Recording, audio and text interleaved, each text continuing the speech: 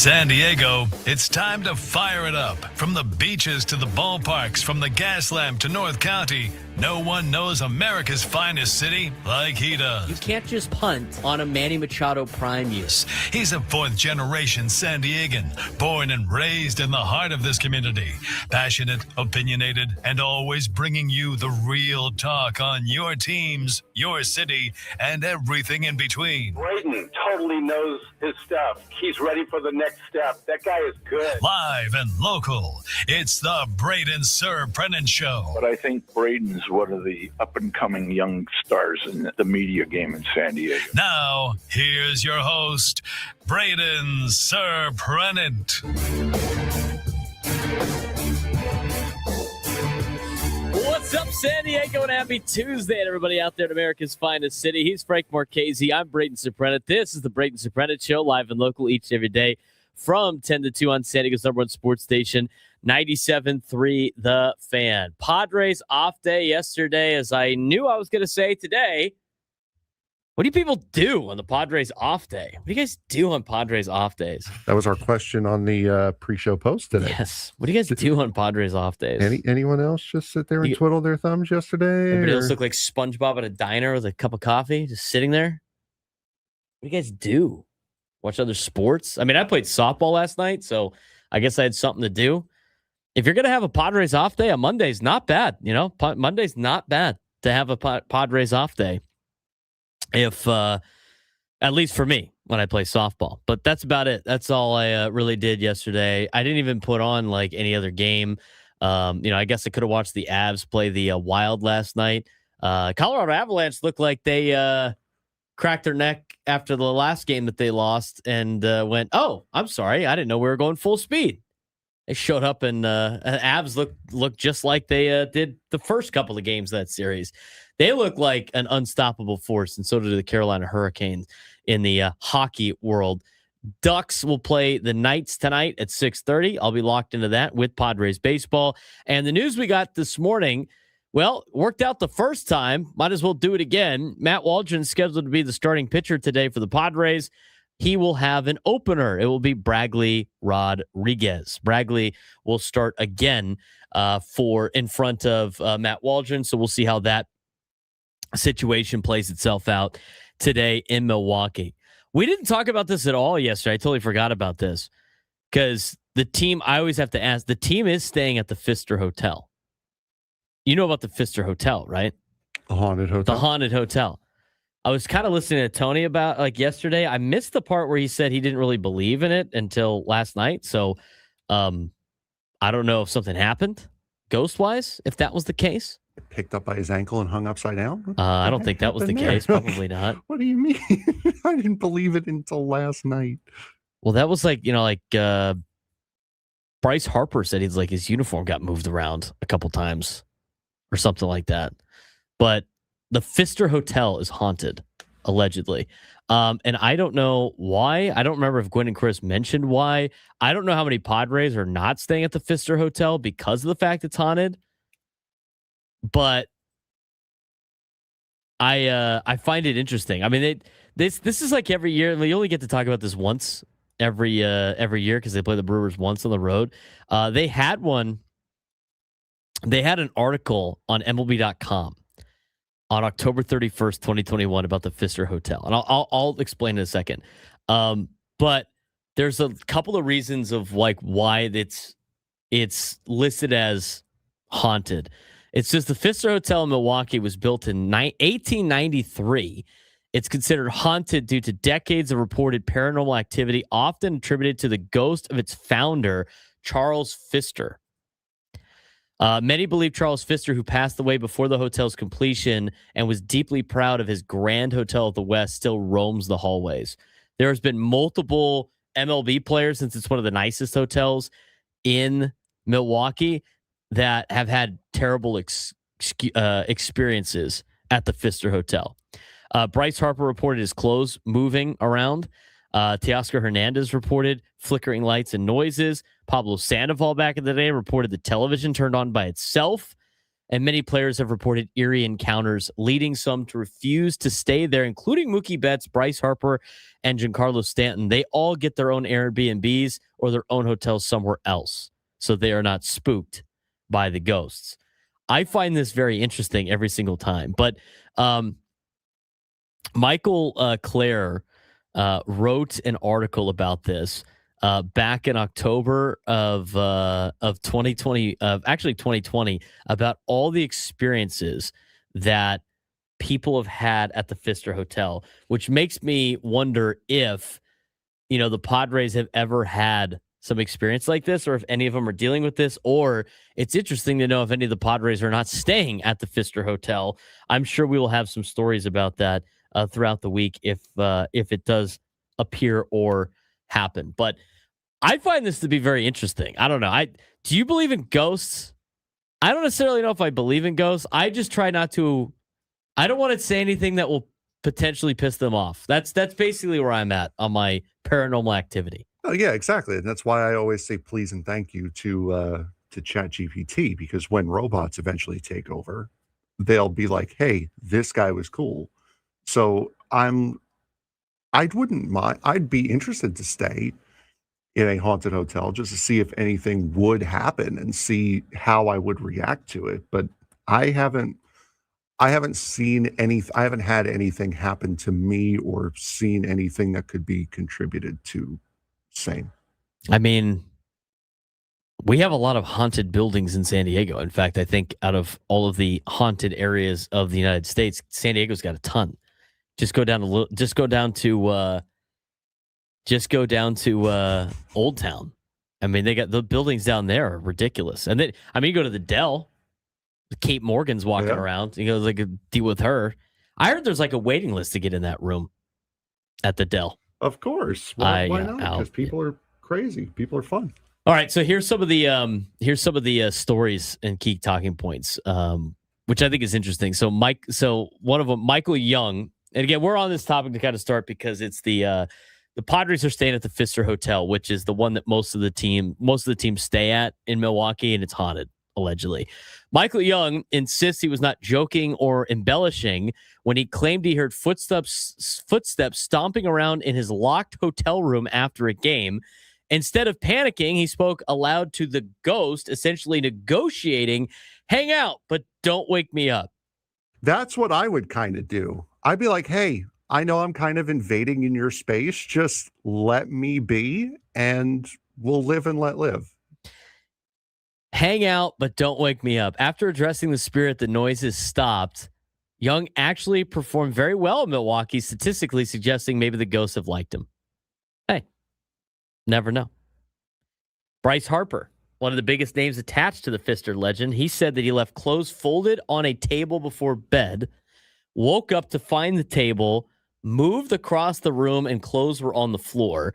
Checks for intruders and confirmed the room was still latched from inside, requested a room change afterward. Harper was early in his MLB career at the time. Story gained traction because of celebrity status, obviously, but he doesn't even stay there anymore. So when Philly goes to play Milwaukee, if they're staying at the Pfister Hotel, he stays somewhere else. What a baby. You just don't like him because he's on the Phillies. Is that, and he's just an overall prick, but anyway. All right, Mike Cameron never personally experienced paranormal activity, but stories from teammates were enough for him to avoid staying there altogether. Mentioned players waking up feeling someone was in the room or finding doors mysteriously open. Mike Cameron didn't even take a chance. He was like, nope, not even going to stay there. Not even going to stay there. I feel that. I feel that. I understand. Carlos Gomez, one of the most animated stories, claimed voices were heard in his room. His iPod began playing static and changing songs by itself after he exited the shower, ran to the lobby before even putting pants on, criticized MLB teams for continuing to use the hotel. No good, man. No good is what he said about it. The iPod thing's kind of crazy. Guy was hearing voices in his room. G-Man Choi, former Padre for a little bit, former Pirate. The most unique perspective in this article was G-Man Choi. He claimed that he experienced ghosts multiple times in life, said one spirit hugged him from behind while laying in bed.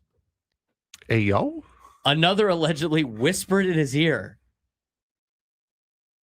Unlike other players, Choi said he eventually became comfortable around the ghosts.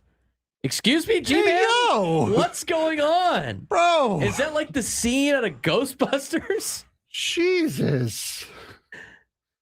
One of them hugged him from behind while lying in bed, and another allegedly whispered in his ear?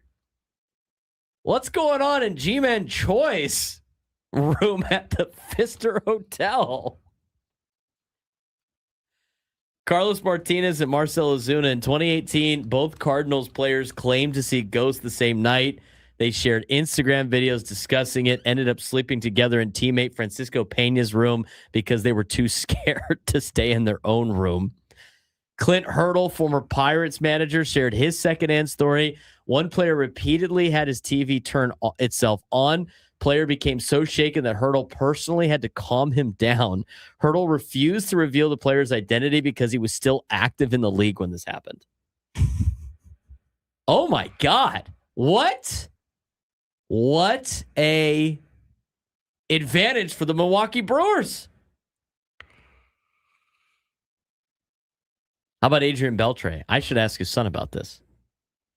Adrian Beltre experienced knocking sounds, TV and AC turning on and off, pounding behind the headboard. That's what he said. The article jokes that no ghost attempted to touch Beltre's famously protected head. At least they're respectful. Colby Lewis allegedly saw a skeletal apparition. Story became so disturbing he visited the team chaplain afterward. Missed a scheduled radio appearance because he was so rattled about the skeleton that he witnessed at the Pfister Hotel. John Gray, last one for you. MLB self-described paranormal enthusiast. You know, that doesn't surprise me about John Gray, to be honest with you. Learning that is not crazy. Already interested in ghost hunting before visiting the Pfister Hotel, used the opportunity to investigate the hotel himself. How come he didn't see anything? They're afraid of him. They're like, oh, I don't... Buddy with the... He must not have been pitching on that series. What was Tony's story? Did he tell it yesterday? What time did he tell it yesterday? Maybe we should pull that. Benjorno in the YouTube chat says Tony and Mud were in the elevator and it kept pushing its own button to floor 17. Oh. Even they tried floor 10 and it still clicked 17. Tony said it was the first time he was actually freaked out and had Mud to back him up on the story. They were spooked. Was that yesterday? Monday? Wait, was this? Why can I not think of his name now? Is this just an elaborate ruse because Judge hit his 17th home run and it landed on the 17th floor? So is that the lead in for the call today? You know what? It's not always about you. Okay. It's not about you. So early in the show yesterday, we got to go back and see if we can find that. I got to hear that part of the story because I caught the tail end of Tony talking about the Pfister Hotel, being like, I didn't really know too much about it until I got to the big leagues. And then I had never really experienced anything till yesterday. And then I didn't hear the part where he was talking about yesterday. That's interesting. We're going to have to go back and find that. The Pfister Hotel. The G-Man Choice story is crazy. I did get a text, Frank. If you want to experience a haunted hotel, he said the Horton Grand right next door to where one of my buddies lives says it's very haunted. Okay. I don't want to spend money for the Horton Grand because I think isn't the U.S. Oh, that's the U.S. Grant Hotel. The Horton Grand Hotel, sure. It's probably expensive. That wouldn't be a bad bit. Have fun with that, though. I will not be participating. I do not want to upset the spirits. Oh, absolutely not. Oh, we're not going there to upset. We're going there to experience. What do you mean we? You got a mouse in your pocket? I am not doing any of that. Oh, come on. You said... Stop being a child. You said you wanted to stay in a haunted hotel. I said I would do it at least once for the experience. I never said I would do it for the experience ever. because you're a child. You were talking to somebody that has never stepped foot inside the Whaley house for reasons. Outside, fine. I do not mess with ghosts. You're no. a wuss. That fine. A wuss that doesn't get messed with. I'll tell you that. Have fun. No, that's where you do what what's his name did. You just say, hey, listen, live and let live. I just want to see if you're here. That's it. That's all I'm here for. You know what? You just don't hurt me. Don't take it to the G-Man Choi level. No, that raises a lot of eyebrows. That's a lot of questions. I have a lot of questions that I don't know if we can answer on the show. For G-Man Choi's ghost experience at the Pfister Hotel, there's a couple of. You know what? My dad. And speaking of ghosts, my dad used to have his office down in Old Town a long time ago, and it was across the street from the Old Town Cemetery. How well do you know Old Town? I know it's there. Like, so you don't know where the trolley station is. You do realize like that cemetery is like way smaller than the original one? That would not surprise me at all. So like that cemetery was like, I think three or four times the size that you see in Old Town now. So all those surrounding buildings are buried on top of grave sites. You even see them walking on the path. He said the building across the street is the building he used to be in. They they ripped up a cemetery to build said building. You know, it's like a poltergeist situation. He said that he had like the craziest stuff happen to him at that place. Like it was legitimately haunted. Be like, hey, look, I didn't do it. I get why you're mad. Again, just don't hurt me. You do what you got to do. Don't hurt me. You think you're going to reason with like the paranormal? That's your plan? I would at least try. I'm a very diplomatic person to begin with. I would at least attempt to negotiate with the spirit. You know my terms. Just don't cross them and we'll be okay. I won't need to get a priest in here. That's also true. We will live. We can coexist together. If you want to ruffle some papers around, that's fine. Just don't do anything that makes me get a priest in here. We have because I will win this battle in the end. I'm telling you, there's people like somebody DM'd me and talked about they stayed at the Horton Grand for 2 nights. Said straight up, we'll never do it again. And he loves ghost stuff. Faucet turned on and it sounded like someone was walking around my room the entire time I was there. How much of that is just like the you knew? Invite him into bed. You never know. You might get a G-Man Choice story out of it. G-Man Choice situation. He enjoyed the hugs from the ghosts, and one of them whispered in his ear. New job position negotiator with the dead. Go ahead. Have fun hanging out with Kate Morgan over at the Hotel Del. Have fun hanging out with anybody at the Whaley House or that other building that's shaped like a horseshoe down there that's even more haunted. No, thank you. The Pfister Hotel is haunted. I got to go find the... I'm gonna go find the clip. I got to hear from Tony's. I got to hear Tony's story on this. I texted Scraby. He hasn't gotten back to me yet. Somebody said 220 in the chat. I guess we could go check it out real quick. We'll try to do that during the break. When we come back, though, the Padres quarter pole. They've made it to the quarter pole. Quarter of the season is over. We recap what has happened, some things that are good, and some things that need to be talked about. We'll get to that when we come back on the Braden Surprenant Show. Settings over in Sports Station 97.3 The Fan. Second round of the NBA playoffs, already pure chaos. Knicks just swept the 76ers in dominant fashion, dropping 144 points in Game 4 and tying a playoff record for threes made. They're not just winning, they look like a finals team. Out west, Oklahoma City's up 3-0 on the Lakers, and every game follows the same script. LA starts strong, but turnovers in depth from OKC take over late. Meanwhile, the Timberwolves and Spurs are tied 2 apiece after a physical series swing involving a Wembanyama ejection over the weekend. And Detroit and Cleveland is a full-on battle with every game coming down to clutch plays. This isn't playoff. This playoffs isn't about who's the best team anymore. It's about who can survive the longest. Second round of the 2026 NBA playoffs already delivering high drama, tight series, and momentum swings that show just how unpredictable this postseason has become. Yeah, we've got the Knicks completing a sweep of the Philadelphia 76ers, the Pistons and Cavaliers locked in a physical battle, and the T-Wolves and Spurs tied 2-2 in a grinded-out series. Meanwhile, the Oklahoma City Thunder looking dominant again with a 3-0 series lead over the Lakers. So far, right now, nothing is safe and no lead feels comfortable in the NBA. Of course, you're my Knicks. Yeah. Let's start in the East, where the Knicks made the clearest statement of any team in the playoffs. So as much as Frank likes to bitch about the Mets, the Knicks have been playing pretty well. I mean, they didn't just beat Philadelphia. They swept them, and they did it in a dominant fashion, capped off by a 144-point explosion in Game 4, where they tied a playoff record with 25 made threes. You could say it's NASCAR season all you want, but the Knicks just swept the Sixers, baby. They're right there, ready to go, looking like a finals team. We got one orange and blue team in New York that's at least somewhat competent. This isn't just hot shooting anymore. It's a fully clicking system. Jalen Brunson and Karl Anthony Towns are leading the way, but the real story is how balanced and disciplined this Knicks team looks on both ends. They're no longer a contender. They're looking like a finals level problem, which is something that they have not done since OJ went for a little drive.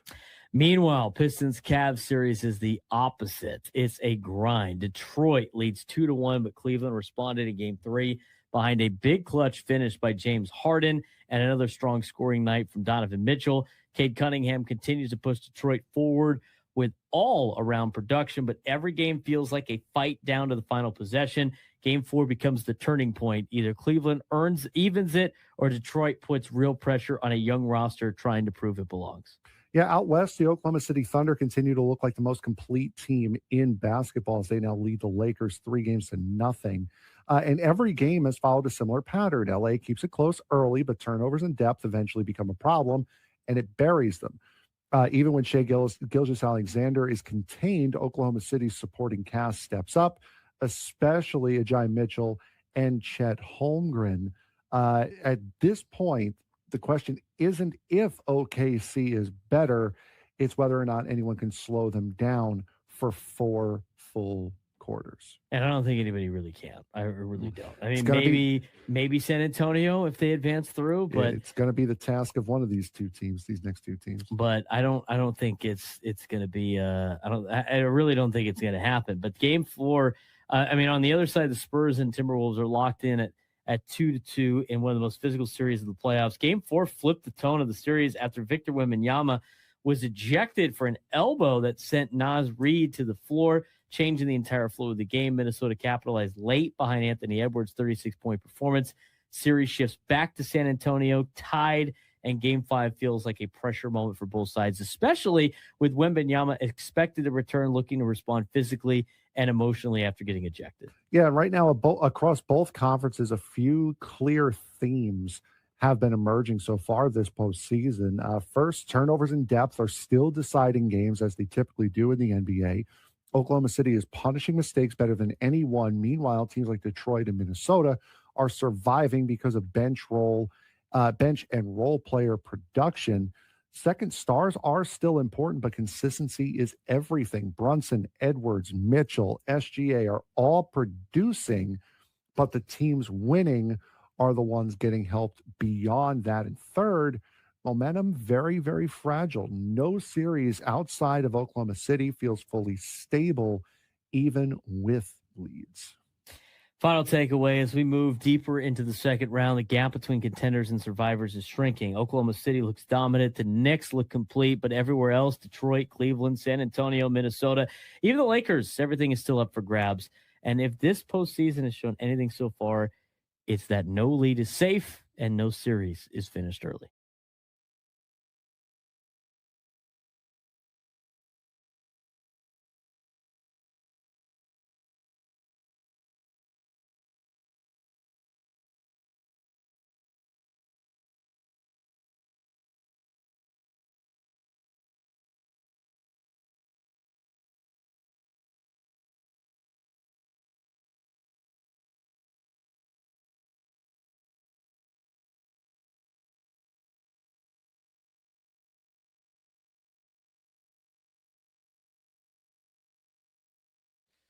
$10:24 on a Tuesday.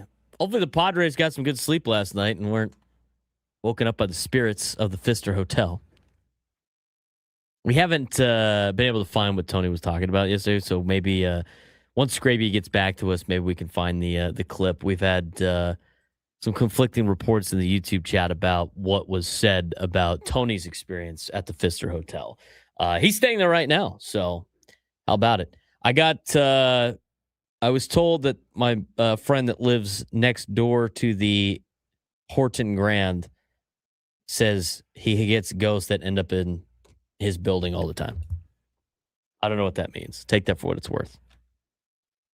But we'll see if there's any stories coming out of the Padres thing at the Pfister Hotel, which is historically haunted with multiple baseball players having horrific experiences to them and baseball players that refuse to stay at the Pfister Hotel. Except for G-Man Choi, who apparently likes it now for some odd reason. Go look up why G-Man Choi likes staying at the Pfister Hotel at this point. Quarter pole. He's Frank Marchese. I'm Braden Surprenant. We're broadcasting live from the Bill House Studios. We know how. Quarter season reality check time for the Padres. We're going to take a deeper dive into what has happened so far after one quarter of play for the season.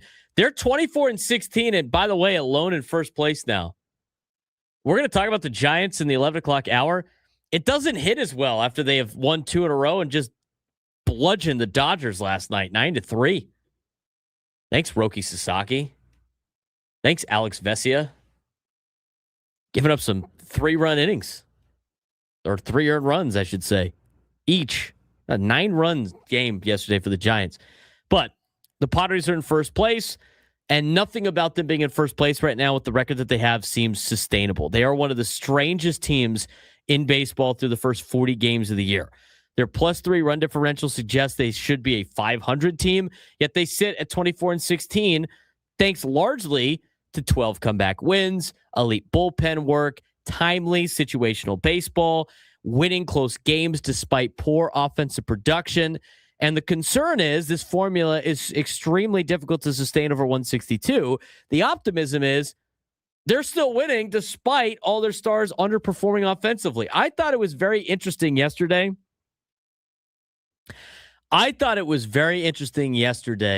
When Alden Gonzalez tweeted out about the Giants. Did you see what Alden Gonzalez put out about the Giants yesterday, Frank? Here's what Alden Gonzalez tweeted about.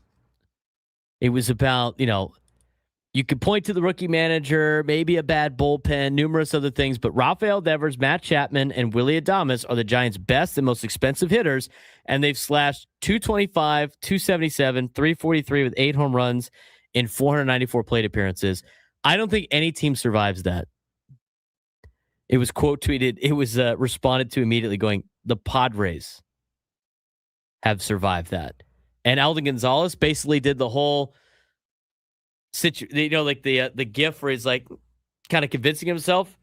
He tweeted out, you know what? The Padres are surviving that. The Padres are actually doing exactly what he said no team would be able to do. They are surviving their best players not hitting. It starts with Fernando and his power outage, which is becoming a real concern. We're going to talk about this later on in the show. An interesting story from Buster Olney on Gwynn and Chris talking about Fernando. We'll get to that later. But he has got now 167 plate appearances without a home run. StatCast says he's hitting the ball hard, but results are non-existent. His near homer Sunday would have left the yard in 12 ballparks, but the bigger issue here is he's hitting just 172 against four-seam fastballs. He has no extra base hits against the heater. For a player once considered one of baseball's best fastball hitters, this is a little bit of an alarm. But the 2021 MVP caliber Tatis may not be returning anytime soon if he can't hit the fastball. Yet the Padres are still desperately in need of his power to return if they want to be a legitimate October threat. I will say this, Buster only does not think you should be overly worried about Fernando. I'm not overly worried about Fernando because I don't think he's going to hit 175 against fastballs the entire time. The entire lineup has underperformed, not just Fernando. Manny Machado, Jackson Merrill. I think Xander's done a fine job because he currently leads the Padres hitters in slugging percentage. But unfortunately, his slugging percentage is .437. That ranks only 55th in Major League Baseball. out of all players, which is not the best when you're leading your team in slugging percentage. So it's not just the Tatis issue. Several key Padres are off to sub 700 OPS starts. Tatis is, Machado is, Jake Cronenworth is, Jackson Merrill is, Ramon Laureano, Freddie Fermin, Nick Castellanos. All have sub 700 OPSs. The offense has become heavily dependent on situational hitting, bunting, advancing runners, late game execution. Manny openly admitted, we talked about this yesterday. It's obvious we're not hitting. The Padres had just 14 total hits in a 4-game series against the Cardinals, the fewest in franchise history for a 4-game set. They split that series, surprisingly. The lineup lacks that kind of fear factor right now. Nobody is consistently carrying the offense, and the deepest lineup in baseball narrative looks very shaky right now when you look at the fact that they haven't really been able to put anything together offensively. The good news is they're winning. But for how much longer? Rotation decisions are coming fast. Personnel decisions are coming fast. By the end of the week, Lucas Giolito needs to be on this team. He's about to force a roster move. Rehab outing yesterday on Sunday. We talked about this already yesterday. 6 innings, 1 run, no walks, modest velocity, topping off at 93 miles an hour. Padres must add him to the roster by Saturday because of his contract. And the dilemma is, who loses their rotation spot, or do they move to a 6-man rotation? Walker Buehler may have saved himself after Sunday's outing. He's lowered his ERA to a 5.20 with a solid outing Sunday. Underlying metrics are better than his ERA, as it has a 3.87 expected fielding independent pitching. Padres believe he's trending upward after several encouraging starts. And the quote for Craig Stammen from Sunday, he was nails. Buehler may have bought himself additional runway for the rest of the season, or at least through Lucas Giolito being added back to the roster. Matt Waldron could be the odd man out. Waldron being out of options complicates a lot of things, complicates really everything. If the Padres DFA him, they risk losing him entirely. 6-man rotation could temporarily solve the issue, but Giolito, Griffin Canning are both building up stamina. 6-man rotations also create rhythm issues for starters and bullpen planning complications. The rotation reality is Padres entered the season expecting frontline stability. Instead, they're patchworking innings together while Joe Musgrove remains sidelined. Nick Pivetta remains sidelined, and Giolito is still a question mark. You don't know if he's going to come back, and it's going to be a guaranteed success. Yet, somehow, the rotation has overachieved relative to expectations. We're going to talk more about the decisions that linger for the Padres later on in the show.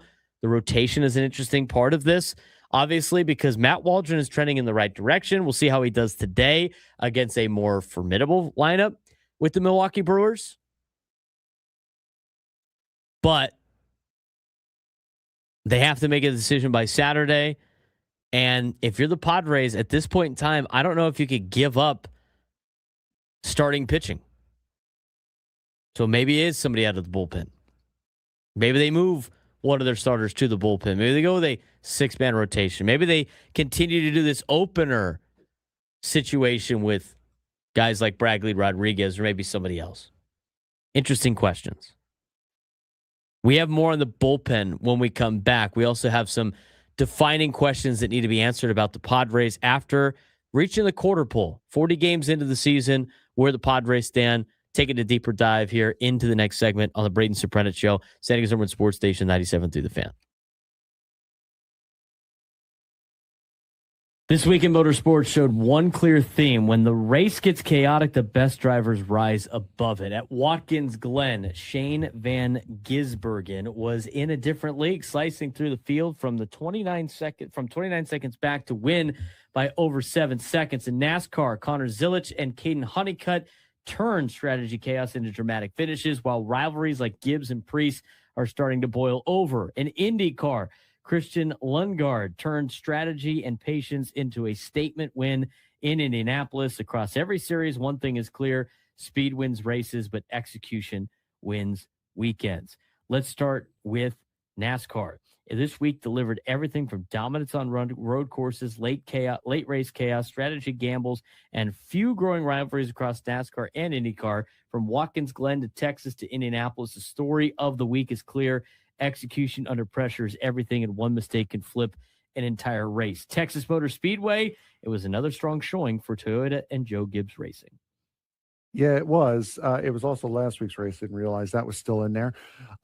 Bigger story, though, came at Watkins Glen, which was this weekend's race, as Shane Van Gisbergen delivered what might be the most dominant road course performance of this season so far. After dropping more than 29 seconds behind after a late race pit stop, SVG carved his way through the field like a driver in a different category entirely, reeling in Ty Gibbs and then pulling away to win by over 7 seconds. It was his 7th Cup Series win, all of them on road courses. At this point, the conversation isn't just about whether or not you can compete, whether you can beat SVG on road courses.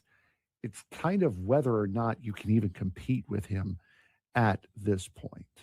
And Watkins Glen also delivered in the lower series. Connor Zilic looked like he had another road course win wrapped up until late chaos in both the O'Reilly Auto Parts and truck races reshuffled everything. In the O'Reilly Auto Parts series, Zilic still managed to secure a dramatic win over Jesse Love after a last lap surge, continuing his dominance at the track, winning his 3rd straight race at the Glen.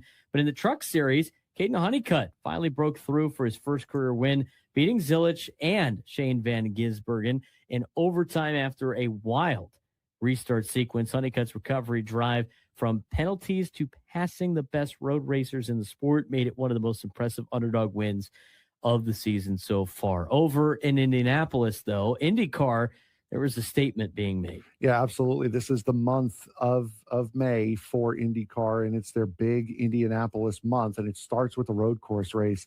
And that happened on Saturday at the Indianapolis road course. Christian Lundgaard delivered a surgical drive to win the Soniso Grand Prix, pulling off a decisive outside pass on David Malukas and never looking back. Strategic chaos to find the race early when a caution split the field, and championship leader Alex Palou briefly lost track position after a pit decision that ultimately changed the entire race's outcome. Lundgaard's win not only marks his return to victory lane, but it also tightens up the championship picture heading towards the multiple weeks of Indianapolis 500 buildup, which will take place on Memorial Day. And this week raises a bigger question across all series. Are we watching the rise of true road course specialists separating from the rest of the field?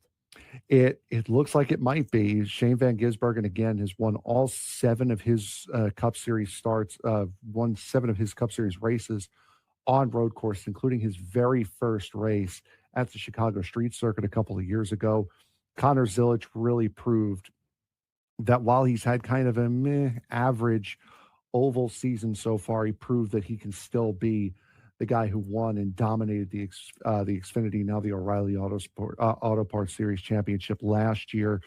Truck Series put on another great race, as they always do. The O'Reilly race was the best race of the weekend so far.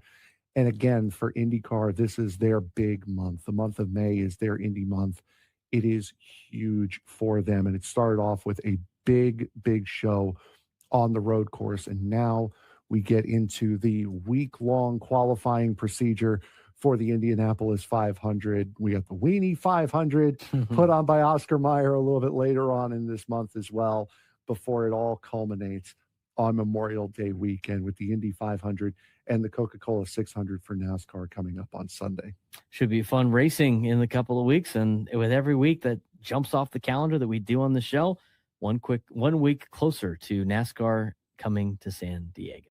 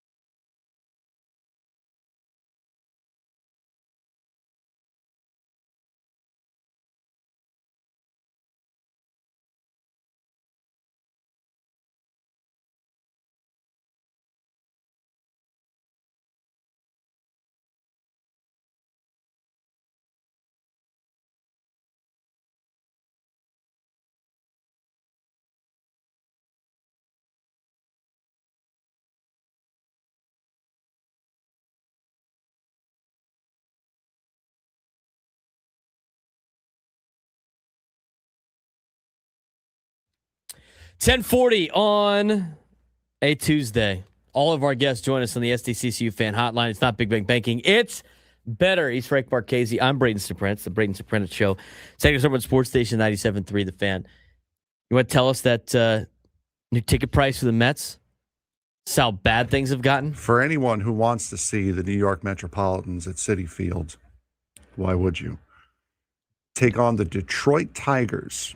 Also a team not doing well. On Thursday. So you have time to book your flights. You could sit in the luxury seats behind home plate where all the free food and alcohol are for $96 on StubHub, including fees. Excuse me? For $96, including fees. So that for $96, including fees. So you'll be out like $120, maybe, per ticket? Well, no, that $96 is including the fees. That's including the fees. Yeah. So under $100, I get all you can eat and drink?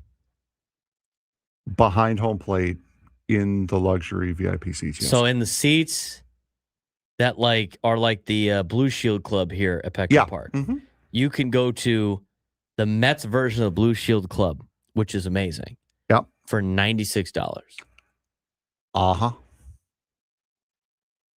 Start checking the Padres at the Mets in August. That's going to be bought by all Padres people. StubHub, here we come. See if that's available. The Padres just buy all those tickets and make a ticket package to New York. Start spreading the news. No, I'm leaving. We want to keep this a secret. This is not news we want to know about. Be a part of it. There's nothing you want to be a part of right now. New York, New York. Well, that's okay. Who doesn't want to go to Flushing Meadows in August? You know what? That's what I've been saying.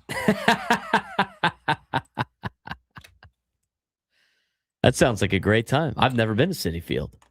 I have. It's quite nice. It's a lot of history. Oh yeah. I'm sure it is. For Monday night's game on August 17th, you can sit there for $325. Get that? They still have hope at that point. I think maybe the things will turn around. Dead central behind home plate. Upper tank will cost you $23. Wow. Okay. Which is interesting because it only gets more expensive the further out you go, which I think it would go the other way. But, hey, what do I know? We're hoping for more Mets breakdown. Of course, it reset. So now I got to go all the way back to page, what was it, 15? All right. We're talking about the Padres quarter season reality check. They have one ugly. They're living dangerously. We talked about the starting pitching a little bit. They have some big decisions coming up in the near future. And when I mean near future, I mean by the end of the week. We're going to talk about that later on in the show. But let's talk about the bullpen. I mean, Mason Miller is a weapon and a little bit of a concern.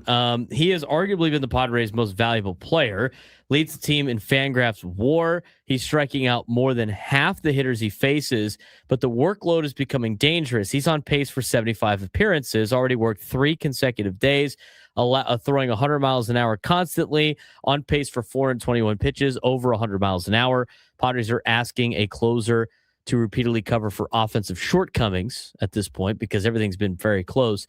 I do like the fact that they have kind of toned it down a little bit with Mason Miller. Probably some of that has been with the week of games that they have had. He threw 29 pitches, I think it was, a couple of days ago when he saved the game on Saturday. But before that, he had 2 days off before, and he has had 2 days off since. So in a 5-game stretch, he has only pitched 1 time. So I think you're starting to see Mason Miller, ease up a little bit in terms of his overall usage, which I think is good. But you don't want to overuse the bullpen because that's going to lead to a disaster later in the year. Adrian Morejon is also pacing towards 75 appearances. Jeremiah Estrada has already hit the IL after heavy usage last season. He came back. He's looked good when he's coming back. Jason Adam is returning from a serious injury and requires careful workload management. Bullpen has effectively really mask a lot of the lineup flaws because they've been so good in the back end. Not perfect, not up to like where you would think they could potentially be, but they're getting used a lot. And the fear is the offense keeps forcing these high leverage games, and the bullpen eventually would burn out by August if this continues. So got to have some good length out of your starters, but also at the same time, this is a big reason why the Padres offense needs to get going. I mean, yeah, you like seeing Mason Miller like lead the league in saves, phenomenal, but you shouldn't have to have all these close games where you need saves.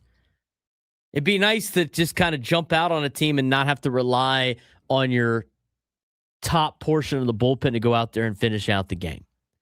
And that's where the offense is hurting the bullpen a little bit. I would say the offense, Frank, is hurting the bullpen more so than the starting pitching is. I would agree 100%. You cannot consistently throughout the year have your bullpen pitching in high leverage situations night after night after night after night, because it does nothing to help them rest. It does nothing to help them relax. They have to be on every single night. So yeah, I would 100% agree that the bullpen, that the starting the lineup is not doing any favors to the bullpen. No, it's not. I think that's because if you're looking at some of the starting, let's look at this makeshift rotation they've put together, which I think has done a very admirable job. I think they've done a really good job. I think Walker Buehler is trending in the right direction. I think you're going to have an interesting conversation with Matt Waldron here coming up in the next couple of days or so. Hopefully he can have a good outing again today to really make the decision by the end of the week even more difficult when Lucas Giolito joins the team. But I think the rotation has done a very good job considering the circumstances of not having Pivetta, not having Musgrove. Obviously, Yu Darvish is going to be out for the year. And with a lot of the big names that have gotten the big contracts, Michael King coming off of multiple injuries last year, Randy Vasquez being still trying to come into his own at the major league level as a starting pitcher. Question marks around Griffin Canning. I mean, the list goes on and on and on. They've done a very admirable job. And by the way, they're giving you 5 innings almost every single night. Now, there's a couple of times where they don't, but most of the time they're giving you 5-6 innings a night. That helps your bullpen out. That puts you in a position to be able to not have to use your bullpen as much. But the problem is they have to play in these tight games because the offense isn't putting it fully together, and they need these late heroic comebacks. And that's the constant, this is not a recipe for success, long-term conversation that we have had. Now, schedule's about to expose who the Padres really are to an extent. They have benefited from a very soft schedule. Do you know what their schedule ranking is out of 32 in terms of difficulty level? I want to say 24, so I'm going to say 23. Why did you do that? It was 24. It was 25. So you were 1 off, and then you made yourself 2 off. You went the wrong direction. So you were 1 off again, and then in trying to compensate for your one-offs that you have, you were 1 off in the wrong direction. And give the Padres the benefit of the doubt at the same time. God, you're so good at that. He is 1 off every time, and then when he tries to overcome his shortcomings, his 1-off comings, he misses that by 1. What was that yesterday that I asked you when we were recording some of those videos about? I don't remember, but you said he was. My guess was like 26, and it was 15. Yes, so it was he 1 was, off. He was on 11 both off. numbers. He was 1 off. He said Frank ended up being 11 off on something, and he goes, "Well, at least I wasn't 1 off." And I said, "Well, you were 1 off both digits, so you technically were 1 off." 25th. The Padres' strength of schedule is 25th in Major League Baseball right now. If you need somebody to be 1 off of your number at the roulette table, give me a call. You should go on The Price is Right. You'd be the closest one every time. You'd win. You'd actually be really good at The Price is Right. Yeah, that is a good shout right there. Who even hosts that show anymore? It's still Drew Carey, isn't it? Is it still Drew Carey? I believe so. Whose line is it anyway? That's actually the voice of what's her name on Archer? Lana. Drew Carey used to host Whose Line Is It Anyway? I know, yeah. Yeah. Mhm. The Price is Right. Drew Carey. He would be one over and disqualified. You know what? That is true. If you're over, you lose. Yeah, you'd be hosed, actually. It'd be very sad because you would be so close every single time. That's how Frank lost his job, setting the betting lines in Vegas. It's good stuff from the YouTube today. San Diego has played the second easiest schedule in MLB by opponent winning percentage. Their overall strength schedule is 25th in Major League Baseball. That obviously changes immediately. You got the Brewers and the Mariners both on the road. The Dodgers come to town. This upcoming stretch may reveal whether the Padres are legitimate contenders or simply surviving early season volatility. While 24 and 16 still matters, Padres, despite all the flaws and bad offensive stretches, inconsistent stars, bullpen, overusage, rotation, instability, they're still 8 games above 500, which gives them margin for error while waiting for stars to normalize. I will say this, and I said it yesterday, in terms of the schedule, this is the part of the schedule you want to go 500. This is where, like, if the Padres come back next week for their series against the Dodgers and they went 3-3 on the road trip, that's a win to me. I think that's a win. Anything more than that is house money. You go 4-2 and win both series in Milwaukee and in Seattle, house money. You know, like you said, it's if the Padres end the month of May with their monthly record for May being 500, that's a solid result. And I think June, you could probably say the same thing too, because that it doesn't get any easier in June. Right. And you go into June, if you do that, you'd go into June 8 games over 500. Sounds good. I think that would be a good spot because, again, it lightens up at the end of July when you come back from the East Coast road trip, the Comic-Con road trip that you have to go on every year. When you come back from that, the schedule lightens up with a lot of teams that will not be full force. They will be a shell of themselves after the trade deadline. It's the Rockies, it's the Diamondbacks, it's the Giants, it's teams like the Astros right now. It's a very favorable second half schedule for the San Diego Padres, but this is the couple of months you just got to grind through. And unfortunately for the Padres, they got to get the offense going to be able to do this. So it gives them the margin for error. The team is underachieving offensively, but I do think it's poised to explode. I can't imagine, and I know Tony said this yesterday, like sometimes you wait and some guys just have a bad year. I just don't see this entire team all having a bad year offensively. I really don't. No, I could see 1 or 2 of them maybe, but not the entire collective. That's just, the odds of that are just astronomical. Right. So they got to get the offense going. Right now, it's going to be difficult with the teams that they're taking on, trying to go 500 on this road trip, starting with Milwaukee tonight. And Bradley Rodriguez will start things off for San Diego on the mound tonight. He will be the opener for Matt Waldron. Big decisions looming for this Padres team. I mean, we've discussed the rotation a lot. We haven't really discussed the conversation of what happens when Jake Cronenworth comes back. He has not come back yet. It's past the 7 days that he has to be on concussion protocol. So, I mean, I don't want to speak anything poor into existence, but is this another Austin Nola situation where he just kind of never really does get over it? I don't want to get to that point yet. I think I think Jake's going to be fine. But I look at this and you try to find your big question is, like, Sun Moon Song is done okay. He's hitting $167. You would hope he's going to need time to adjust to major league pitching. The thing with Sun Moon Song is he gives you versatility and a lefty bat. Yeah. And which you currently don't have. And so to me, I think the conversation is, do we think that is more valuable than Bryce Johnson being part of the organization? I mean, it's not like Bryce Johnson's done anything that spectacular. He's hitting 208 so far. He hasn't had too many opportunities to play. 561 OPS. I know he's a defensive replacement, but would you rather have the extra guy in the infield, in the middle infield, or the extra guy in the outfield? And that's kind of the decision you're making right now. And the only reason why I bring that up is because he's been dealing with this now for about a month. So that's the only reason why. When we come back, yes, there's very difficult decisions for the Padres to make. Giants are a disaster despite last night's win. We'll talk more about it.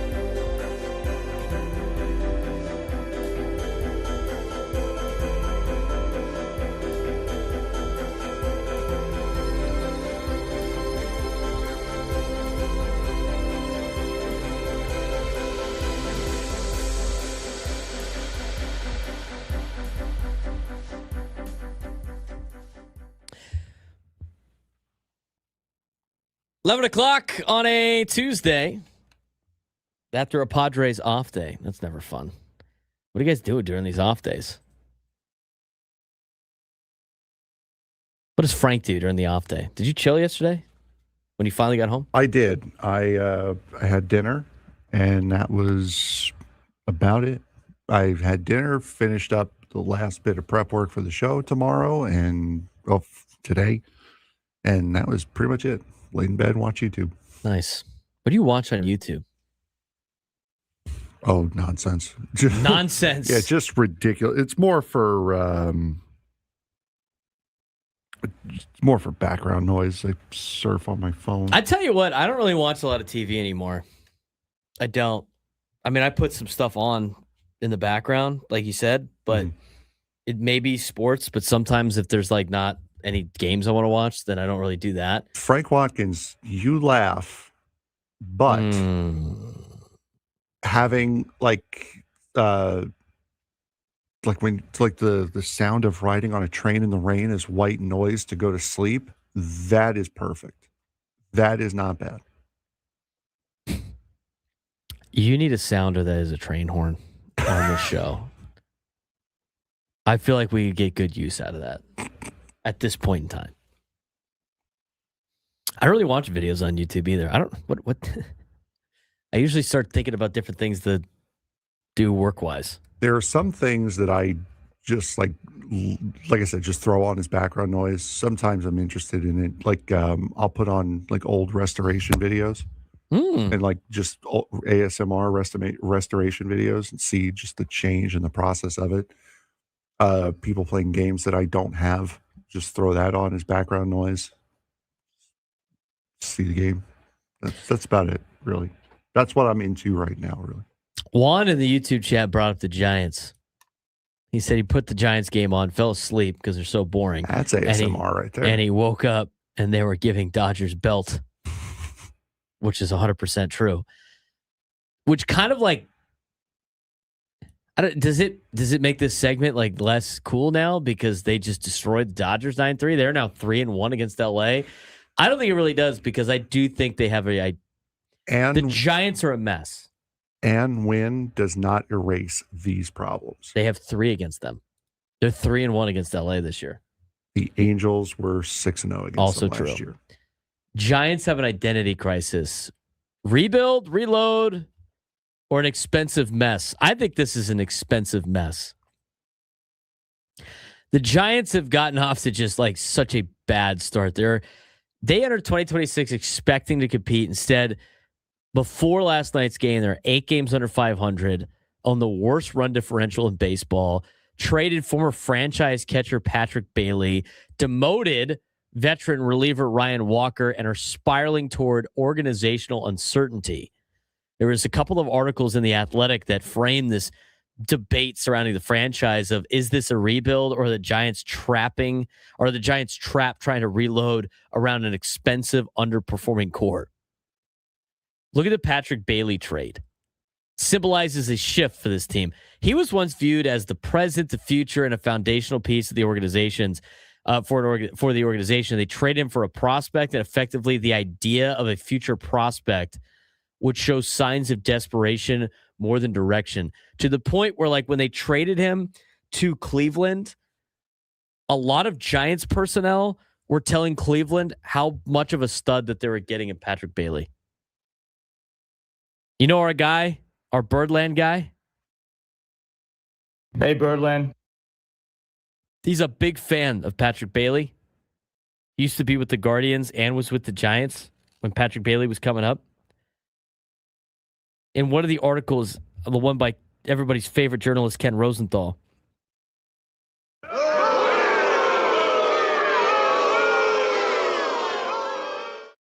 he stated that our Birdland guy was like, he messaged one of the one of the personnel at the Guardians, you wait till after I leave Cleveland to bring in Patrick Bailey. Like, this is like a big, like, the Guardians are so stoked that they got Patrick Bailey. Is this another massive screw up for the Giants? Or are they starting to like try to punt on the season, get anything that they possibly can? I mean, they traded him for like essentially trying to get a better draft pick. So what? They could get Rock Chalowski over at UCLA. Fans immediately started using the term rebuild after they traded away Patrick Bailey. The organization, however, seems unwilling to fully embrace that reality. I don't know if you can rebuild right now for an organization that has nothing to rebuild. They have all these guys that they can't get rid of. How do you do a hard rebuild if you can't trade away any of these players? You can't. You have to get rid of them. I don't understand. There are teams that are clearly waving the white flag at this point. The Mets are waving the white flag. They just brought up AJ Ewing thinking it was going to bring people into the ballpark today. They're waving the white flag. The Giants, this was this is the first step in it. But their biggest problem is you're going to need to take on salary in order to get rid of these guys. So you lose either way. You get rid of the guys, sure, but you're taking on bad contracts to get rid of the guys. I don't understand how it's like they're stuck in kind of a spot. I mean, yesterday and Sunday was a sign for the Giants. This is what makes it even more difficult. Yesterday and Sunday were reminders of what the Giants thought they would be. Like, it's almost like the mirror universe that the Giants finally showed up the last 2 days. Like Rafael Devers, Elliot Ramos, Willie Adames, in their comeback win over Pittsburgh. Devers hit 2 doubles. Ramos crushed a monster home run. Willie Adames had 3 hits, including a game-tying knock. Willie Adames also did well yesterday, too. But for one afternoon, and now 2 nights in a row, Giants look dangerous. They looked athletic. They look fun, offensively explosive. I mean, they have the flashes there, but they cannot get the consistency. And the problem is the good version of the Giants rarely appears. The roster occasionally looks capable of contending. Most nights, however, the lineup disappears, the bullpen implodes, the defense cracks, or the situational baseball falls apart. I mean, the Giants are stuck between believing talent will eventually win out and accepting this core may simply not be good enough anymore. That is a worse position to be in than any other position because they're getting enough out of some of their players every once in a while to give you this false sense of hope, which also means you can't really rebuild because you're thinking like, oh, well, maybe they're turning it around now. Now they're not. I feel like this Giants team is stuck and they can't be in a rebuild. They're not in a rebuild because they can't actually rebuild because the core is too expensive to tear down. Massive veteran contracts, aging stars, long-term commitments, limited trade flexibility. I mean, these players are not easily movable. It's not like let's just sell everybody for prospects. It's not even like they have like good players on big contracts that people are willing to take on. They have nothing. Jung-Hoo Lee's making like $20-something million a year. He's a slap hitter. They have to be able to get better production out of these guys to potentially trade them away. They can't fix this problem. They're stuck. And a lot of their veterans are no longer guaranteed security either. Ryan Walker demotion symbolized a new reality over there. Past success no longer guarantees the protections. They're entering survival mode, the Giants are. And the front office definitely feels desperate right now. I mean, one of the strongest themes in that organization is urgency. Pressure extends everywhere. Front office, coaching staff, veterans, young players. Organization understands that the losing cannot continue. Morale is fragile, and the patience between ownership and fans is evaporating. I don't see, Frank, how this situation gets any better. It's going to take a lot of time. That's really all there is to it, is you cannot get fooled by last night if you're the Giants. If you think you could capitalize on that, if anything, if Devers starts to get hot, okay, goodbye. That's what you have to do. You cannot get fooled by it. You're in a position where you have to rebuild this team from the ground up, and you started doing it last year, trading away some of your guys. You got Drew Gilbert. Last year was going to be a good young outfielder. I just don't see any other way around it that the Giants are going to have to commit fully to a rebuild at this point. Here's the other thing is they're caught between like two timelines. Like the Giants are the example of what Padres fans don't want the Padres to be. And that's like stuck in this in-between where you don't have all of their prospects, their top prospects are teenagers, low A, or years away. They're way far away. But here's the problem. They have Bryce Eldridge, who's one of their expected like top prospects who doesn't play a lot for some reason. I don't know why he's not playing as much as he should be playing more than he does, but he doesn't play a lot, and he's kind of like the in-between the young generation of Giants that they're trying to work up and this aging veteran core that has proven that they can't play to the level they were expecting them to play at when they built the core before the young players came up. And so now you're stuck in between where you're not bad enough to fully commit to the young guys, but you're not good enough to contend, and you're not young enough to dream big. It's a very awkward middle ground that they're in. And the biggest fear for the Giants is becoming stuck. I mean, that's the worst place to be in baseball, and that's where they're at right now. I mean, they're stuck in baseball. They're stuck, and the Giants being stuck, that's the worst place to be in sports, the middle. I think that's the worst place to be in sports, and that's exactly where they're at right now. That's exactly where they're at. And I don't think they're going to be able to get their way out of this. We'll see if they continue to play well against the Dodgers for the rest of the week. I doubt it. But this is a club that is in disaster mode. We'll see what they do against the Dodgers. I would consider them not a contender. I don't think anybody really does consider them a contender. There are 12 teams, though, that are close to 500, above 500, where after a quarter poll, are they contenders or are they pretenders? Matt Snyder had an article on CBS.com, CBSSports.com. We will play our version of contender versus pretender when we come back. Braden Surprenant Show, San Diego Sports Station 97.3 The Fan.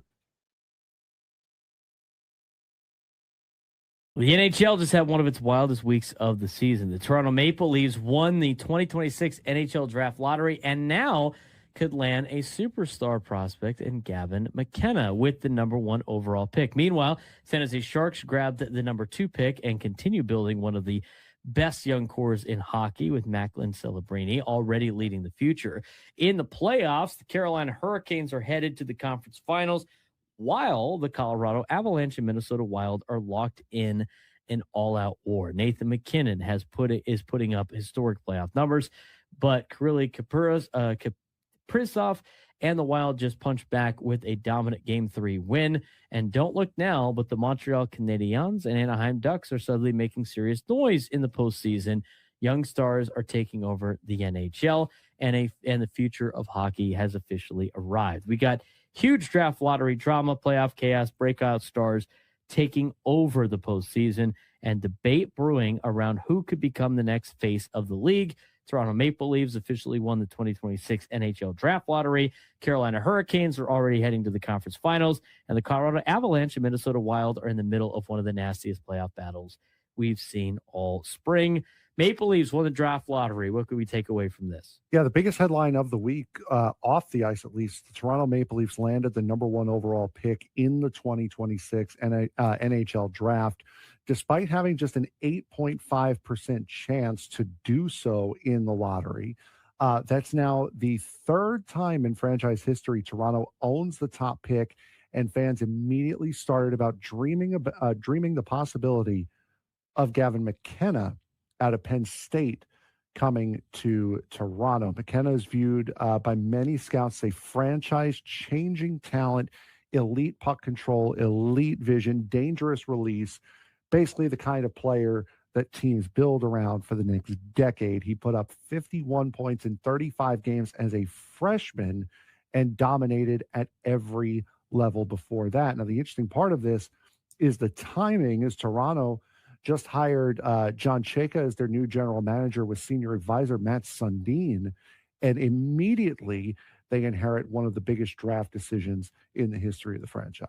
Yeah, and here's the big discussion point about this. Do the Maple Leafs automatically take McKenna, or do they entertain moving the pick for multiple assets to speed up the rebuild? Because this draft class is kind of loaded. You've got Swedish forward in Ivor Stenberg rising fast, plus a stacked class of defensemen, including Chase Reed, Carson Carrolls, and Daxon Rudolph. But if you ask me, when you have a chance to draft a potential superstar centerpiece, you do not overthink it. That's how franchises change overnight. Always draft best available, Frank. Every sport. It works out better if you do that. Especially when you have the number 1 pick. Correct. And no one can take anyone else. The team behind them, though, the San Jose Sharks, they grabbed the number 2 pick, and somehow this team keeps finding itself near the top of the draft. Over the last 4 years, they've landed elite young talent, including Will Smith, Macklin Celebrini, and Michael Misa. They now add another premium prospect. And honestly, San Jose may quietly be building one of the scariest young cores in the NHL. As general manager Mike Greer even hinted that he could consider trading the pick, which would immediately become one of the biggest offseason storylines in the NHL. Yeah, if they stay at 2, they could land Stenberg or one of these franchise caliber defensemen. But with Celebrini already looking like the future a superstar, Sharks rebuild suddenly feels ahead of schedule as they try to compete with the 2 other California the other California teams that have made the playoffs and one still alive in the playoffs. And let's transition into the Stanley Cup playoffs because you have chaos everywhere.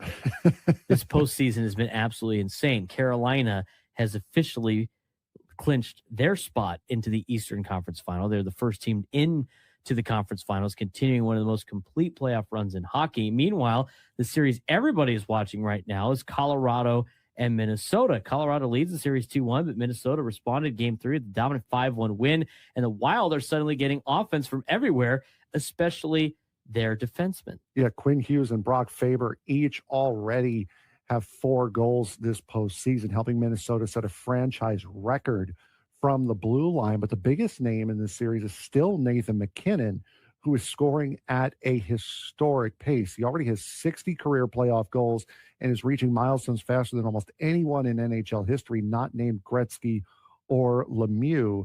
On the other side, Kirill Kaprizov continued to build on his performance this postseason with another 3-point night in game 3. Colorado leading the series 2-1. This series feels like it's going to go all 7. And honestly, as Western Conference Classic written all over it. And speaking of the Western Conference and, well, a couple of other series out there that are starting to shake some things up, it's the Canadiens in the Eastern Conference and the Anaheim Ducks in the Western Conference. The Fan on a Tuesday. Get ready for Padres baseball tonight. Play at 4:40, late afternoon. Is there? I remember that correctly? 4:40 the next 2 days, then a 10:40 start on Thursday. How about it? Looking forward to the game today. We got Padres game today, this afternoon. A little setup for Anaheim Ducks action. Come on. Getting ready by watching their win from the other night, too. This is the second show in a row we've watched them beat the Knights. Did you know they swept the Knights in the regular season? I did not know that. I swear I heard that before this series started because I thought, every time and how about this? The Ducks beat the Knights 3 times in the regular season. Mm-hmm. They beat them 4-3 every time, twice in overtime.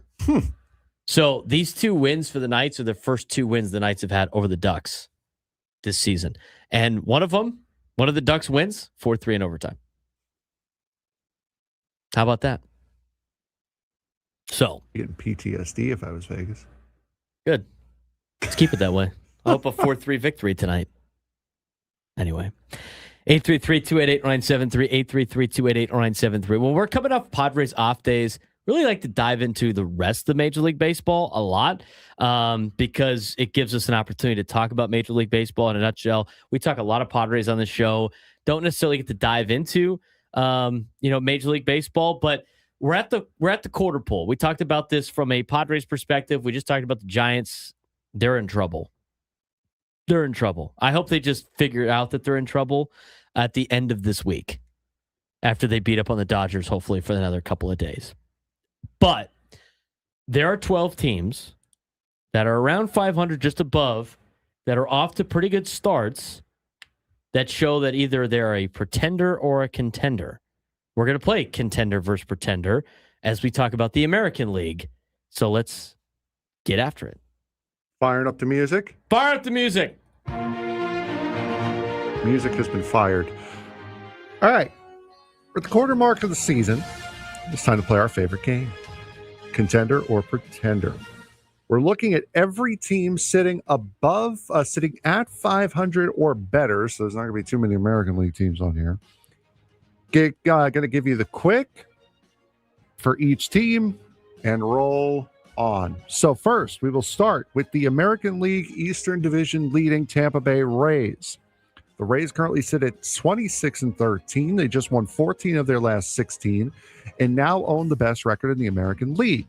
Their pitching is elite, 5th in ERA. They slap the ball all over the yard and they steal bags like it's 2008. But The offense is only middle of the pack, and a few starters are pitching way above their pay grade. Contender or pretender, the Tampa Bay Rays? For the Tampa Bay Rays, I think they are a contender. I think they've played really good baseball so far this year. I think they're one of those teams you really can't officially rule out almost ever. They're 5th in team ERA with Rasmussen and McClanahan looking like legit frontline starters. Classic Rays offense, high batting average, low strikeouts, a lot of steals, kind of that small ball style of play that you see. They've won 14 out of the last 16 to grab the best record in the American League. Offensively ranks 18th in runs and OPS, but you know what? They have good pitching and they play solid baseball. They're going to be a contender, especially with the way how much of a mess the American League is this year. I'm going contender on the Rays. How about you? I'm going contender too, because they don't have these teams all that often, but when they do, they always stick around. So I'm going to take the history of the Rays, because usually when they're like this, it is legit for the most part. Next up, the New York Yankees. Yankees are 26-15, leading the majors in home runs and slugging. Arson Fudge is obviously a monster, but Ben Rice, Cody Bellinger, and Ahmed Rosario are all producing too. Garrett Cole and Carlos Rodon are both coming back healthy, and the bullpen finally looks fixed. New York Yankees, contender or pretender? They're a contender for sure, Yeah. especially in the American League, the way it is. I mean, they have, Frank's favorite player, Aaron Judge, hitting at a high level of home runs. He is on pace to surpass the record that he already broke. They lead MLB in home runs, second in slugging, especially when you play in that ballpark. And it's not just Aaron Judge. Rice, Bellinger, Rosario are all producing. Virtual tie for first place in team ERA. Cole and Rodon both returning soon to this team. Bullpen finally fixed after last year's nightmare, as you mentioned, Frank. So I have the Yankees as a contender. I agree. I know you probably hate to agree to that. Well, no, that's just being logical. They're not one of the worst teams. They're not pretending. They are as good as they are. The Los Clemente Athletics, currently sitting 2 games over 500 at 21-19. The only American League West team on this list. Their offense is 7th in OPS. The rotation is surprisingly solid outside of one guy, and they've barely played good teams yet. They lead the division by 2 games. Are they contenders or pretenders? I think they are contenders because I think the division is not very good. And we thought the A's were going to give teams a run this year. We thought they were going to be a lot better. They got a lot of good young players. Best, or should I say, 7th in OPS with Langoliers and Kurtz and Soderstrom and Rooker. They're all streaky, but they're very capable of more power. And the rotation's been pretty decent once you ignore Jacob Lopez. Only played 9 games this year versus 500 teams that are 500 or better, which is still, it's still able to win games. They lead the weak AL West by 2 games. They haven't played that great of a schedule. They're 2 games above 500. I just think that division is not very good. I think they're going to contend. Are they going to win that division? No. But it's tough with the American. It's tough with the American League right now because everybody's below 500. Yeah, everyone is god awful. To the only American League Central team on this list, the Cleveland Guardians do exist still. They are 21-21. Jose Ramirez and Steven Kwan are still great, but the offense as a whole ranks 22nd in runs and 23rd in OPS. The pitching is middle of the pack, and the division is wide open. Contender or pretender? I think they're a pretender. I don't think Cleveland's very good. I think they are reaping the benefits right now of everybody else in their division being awful, at least record-wise. At least Detroit for the very least. Detroit, I think Detroit is going to finally figure it out. It sounds like Tarek Skubal could be coming back sooner than they initially expected. They have had so many injuries that they're still right there hanging with Cleveland. Like once the Tigers start getting some players back, I think the Guardians are going to start falling off again. And, they're not – usually if you have like those low numbers and runs scored in OPS, it balances out by having an elite bullpen. They're like middle of the pack, and the rotation's okay. I don't think that being like not bad is going to be good enough for the Central. I think the Tigers are going to figure it out and pass them. I'm not thinking the Guardians are going to be real contenders in the American League. That's another one of those teams like the Brewers you can never count out, but the Tigers are bad right now, not because they're bad, but because they got so many players, especially their starting pitchers, banged up. The Kansas City Royals aren't pitiful. The White Sox are decent enough to hang around. They're not the embarrassing 121 loss White Sox anymore. And the Twins are, well, at least were punching above their weight class. They're starting to fall off a little bit now. I could see them potentially sneaking in as the final wild card spot.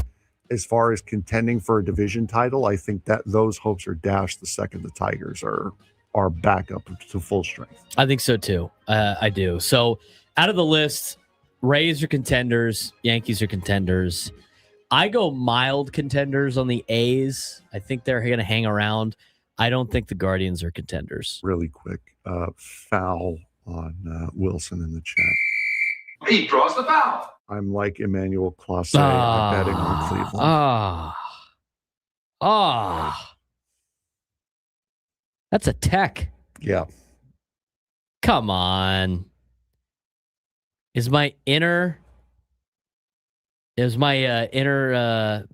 being a is my inner sarcastic insert word here laughing inside? Yes. Oh, absolutely. Absolutely. Yeah. But again, just because it's rude. Funny doesn't mean it's not a foul. So rude. When we come back, we'll talk about the National League contenders and pretenders. We take a look around Major League Baseball. We'll also get to the sports thread as we continue on the Braden Surprenant Show. San Diego Sports Station 97 through the Fan.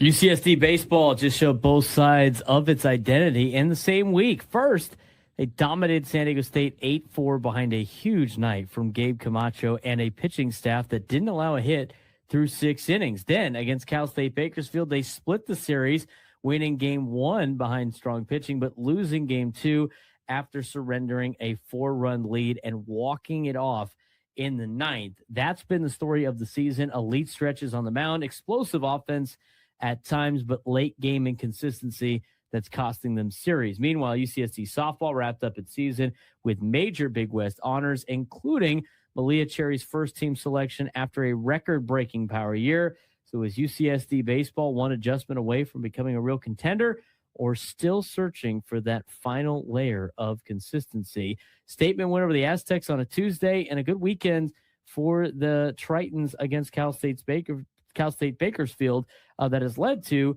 a nice reward for them at the end of the year. But they picked up a major midweek win against San Diego State, 8-4 at Triton Ballpark, splitting the season series.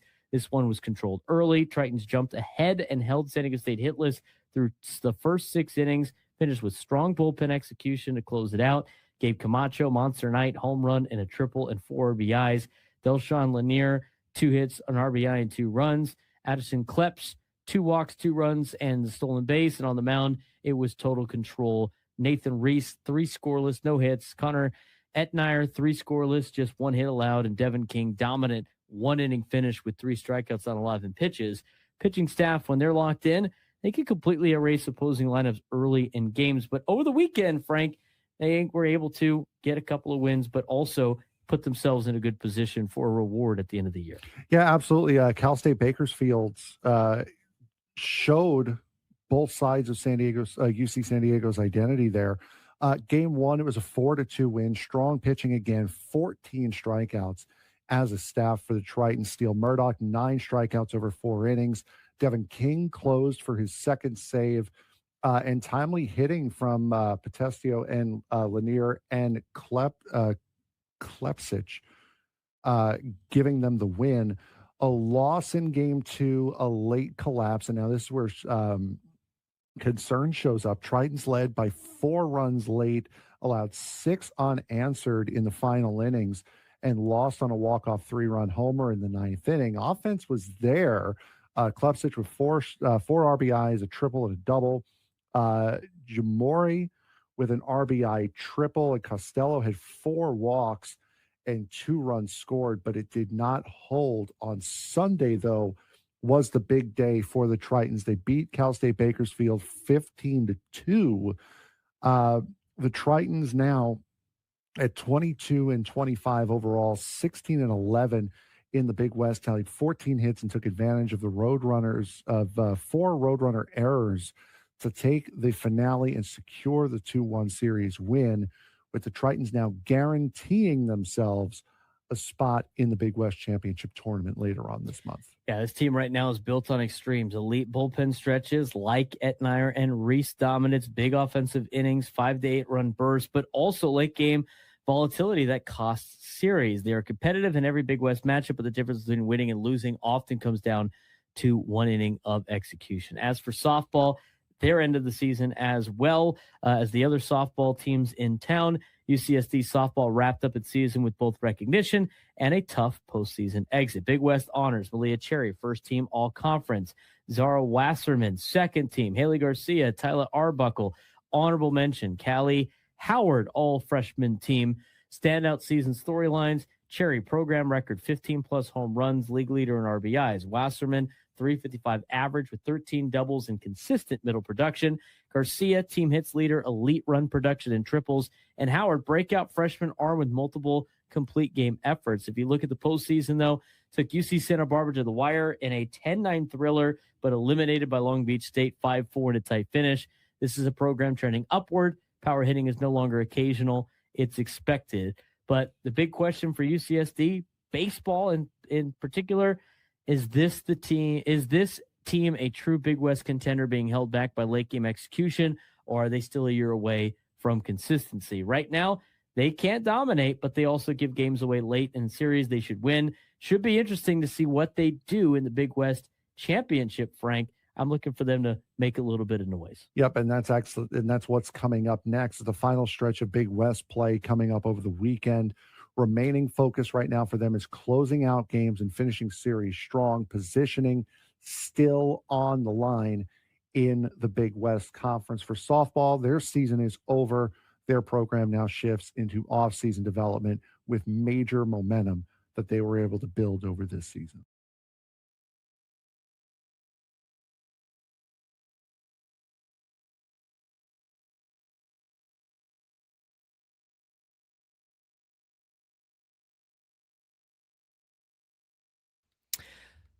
Broadcasting live from the Bill House Studios, we know how. All of our guests join us on the SDCCU fan hotline. It's not Big Bank Banking, it's better.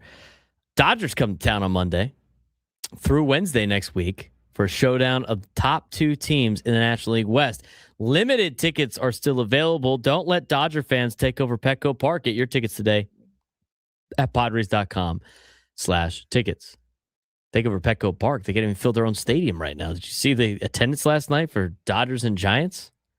First sign of potential not being the greatest thing ever. Dodger fans, nowhere to be seen. Bro, it's not a rivalry. Relax. That's right. They can't take over the stadium if they show up in the 4th and leave in the 7th. Got to beat the traffic. Anyway, let's get back to the conversation at hand. There's a couple of things. Today's like well, you know what? Does MLB Network not talk about us at this point? They're constantly talking about the pods. Usually it's about trading Fernando to some team that doesn't need to have Fernando Tatis Jr. on their team. Harold Reynolds. Or like the Boston Red Sox podcaster. Oh, my God, dude. Enough. Get this one. Enough. Get this. Fernando's getting traded to the Red Sox now, guys. Oh, speaking of, there it is. At least it's a spring break. At least it's a swing breakdown. With the manager who knows all the rules. Yes. You know what? He's got a good swing breakdown, though. Anyway. So let's talk about the we're going to go back to the contenders and pretenders in a second. And Brian Kenny had something today on the pods about why they're still able to win. We got Mark DeRosa breaking down Fernando Tatis Jr.'s swing and why he hasn't hit any home runs yet. I mean, there's a lot of they're talking about Mason Miller so far. I mean, it's a Padres day today. We appreciate it. Thanks for giving us the extra coverage. All right. We talked about the American League contenders versus pretenders. Let's talk about the National League. Fire up the music. More music. We More love music, always better. All right. The Atlanta Braves, 28-13 at the moment. The Braves have a ridiculous plus 87 run differential right now. They've got the best offense in baseball. Matt Olson, Drake Baldwin, Ozzie Albies, Michael Harris, all raking, and their bullpen is filthy. Ronald Acuna still working his way back from his annual IL stint, and a couple of guys are playing over their potential. Braves, contender, pretender. They've already won the division. They already won their division. Definitely a contender situation. 100%. Best offense in baseball right now. Bullpen is elite. I mean, the team is legit. Barring any injuries, which you have to say with the Braves because they get hurt a lot. So, in on that. I think they're going to be a contender. the Chicago Cubbies are next. They are 27-14. They have the best on-base percentage in baseball, third in runs scored. Michael Busch, Alex Bregman, and Pete Crow Armstrong are all clicking, and their defense is maybe the best in the league. The bullpen is healthy. The rotation, had depth, but three key arms are hurt. Cubbies, contender or pretender? I think they can slug their way to being a contender in the National League. I just don't know if their pitching is going to hold up because they have had catastrophic arm issues so far to start the year, and that's a problem. Isn't that a problem? Everybody always says it's a problem when you don't have enough pitching. It's not necessarily all arm issues, as we found out with one Mr. Boyd last week. Yeah, also true. Don't play with their kids, I guess, if you're a professional baseball player. Don't play with your kids. Don't sit on the ground. Don't do anything. Anyway, I think they're a contender because of their offense. I don't know how far they can make.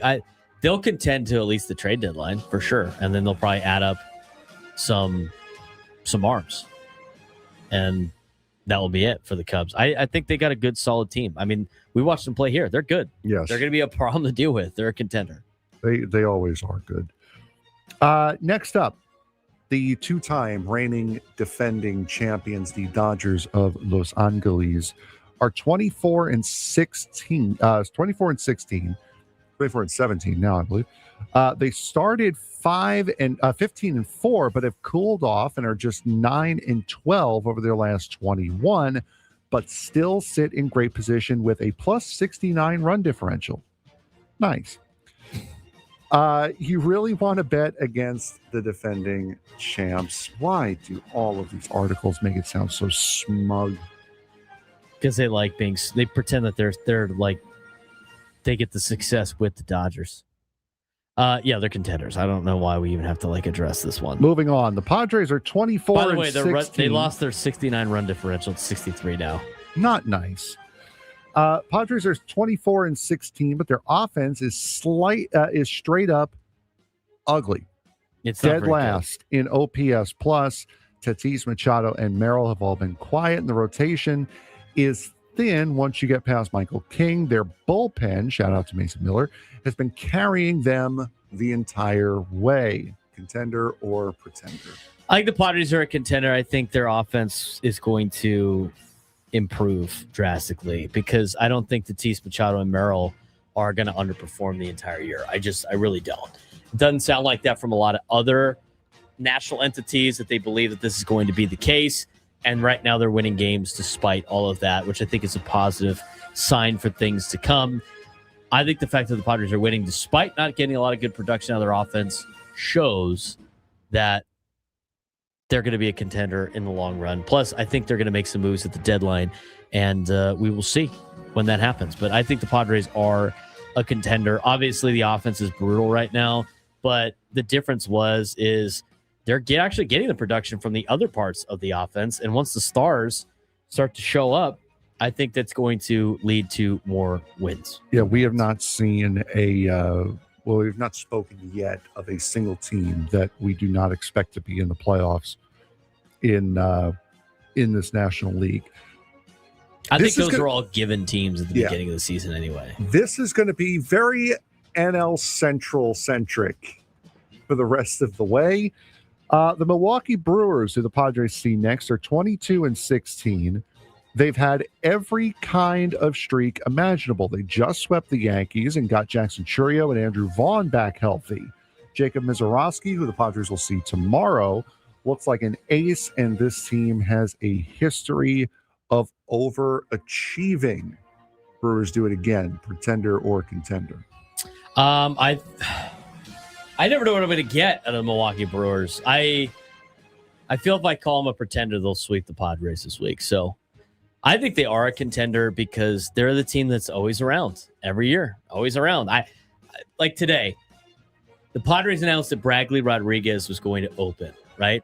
And we were discussing this before the show started, Adam and I. And he goes, well, who's like the top of their lineup that you want to get out immediately before Waldron comes in? It was like hard to you're trying to like look through it and find the guys on the team that are like Jackson the big Chourio, guys. Bryce Terang. Some of them are not off to like the starts that you would expect them to be off to. Yelich is hurt. Yelich is hurt. With him. I mean, you look at their overall numbers, it's nothing that jumps off the page, but yet here they are continuing to win. Here they are continuing to be part of the conversation.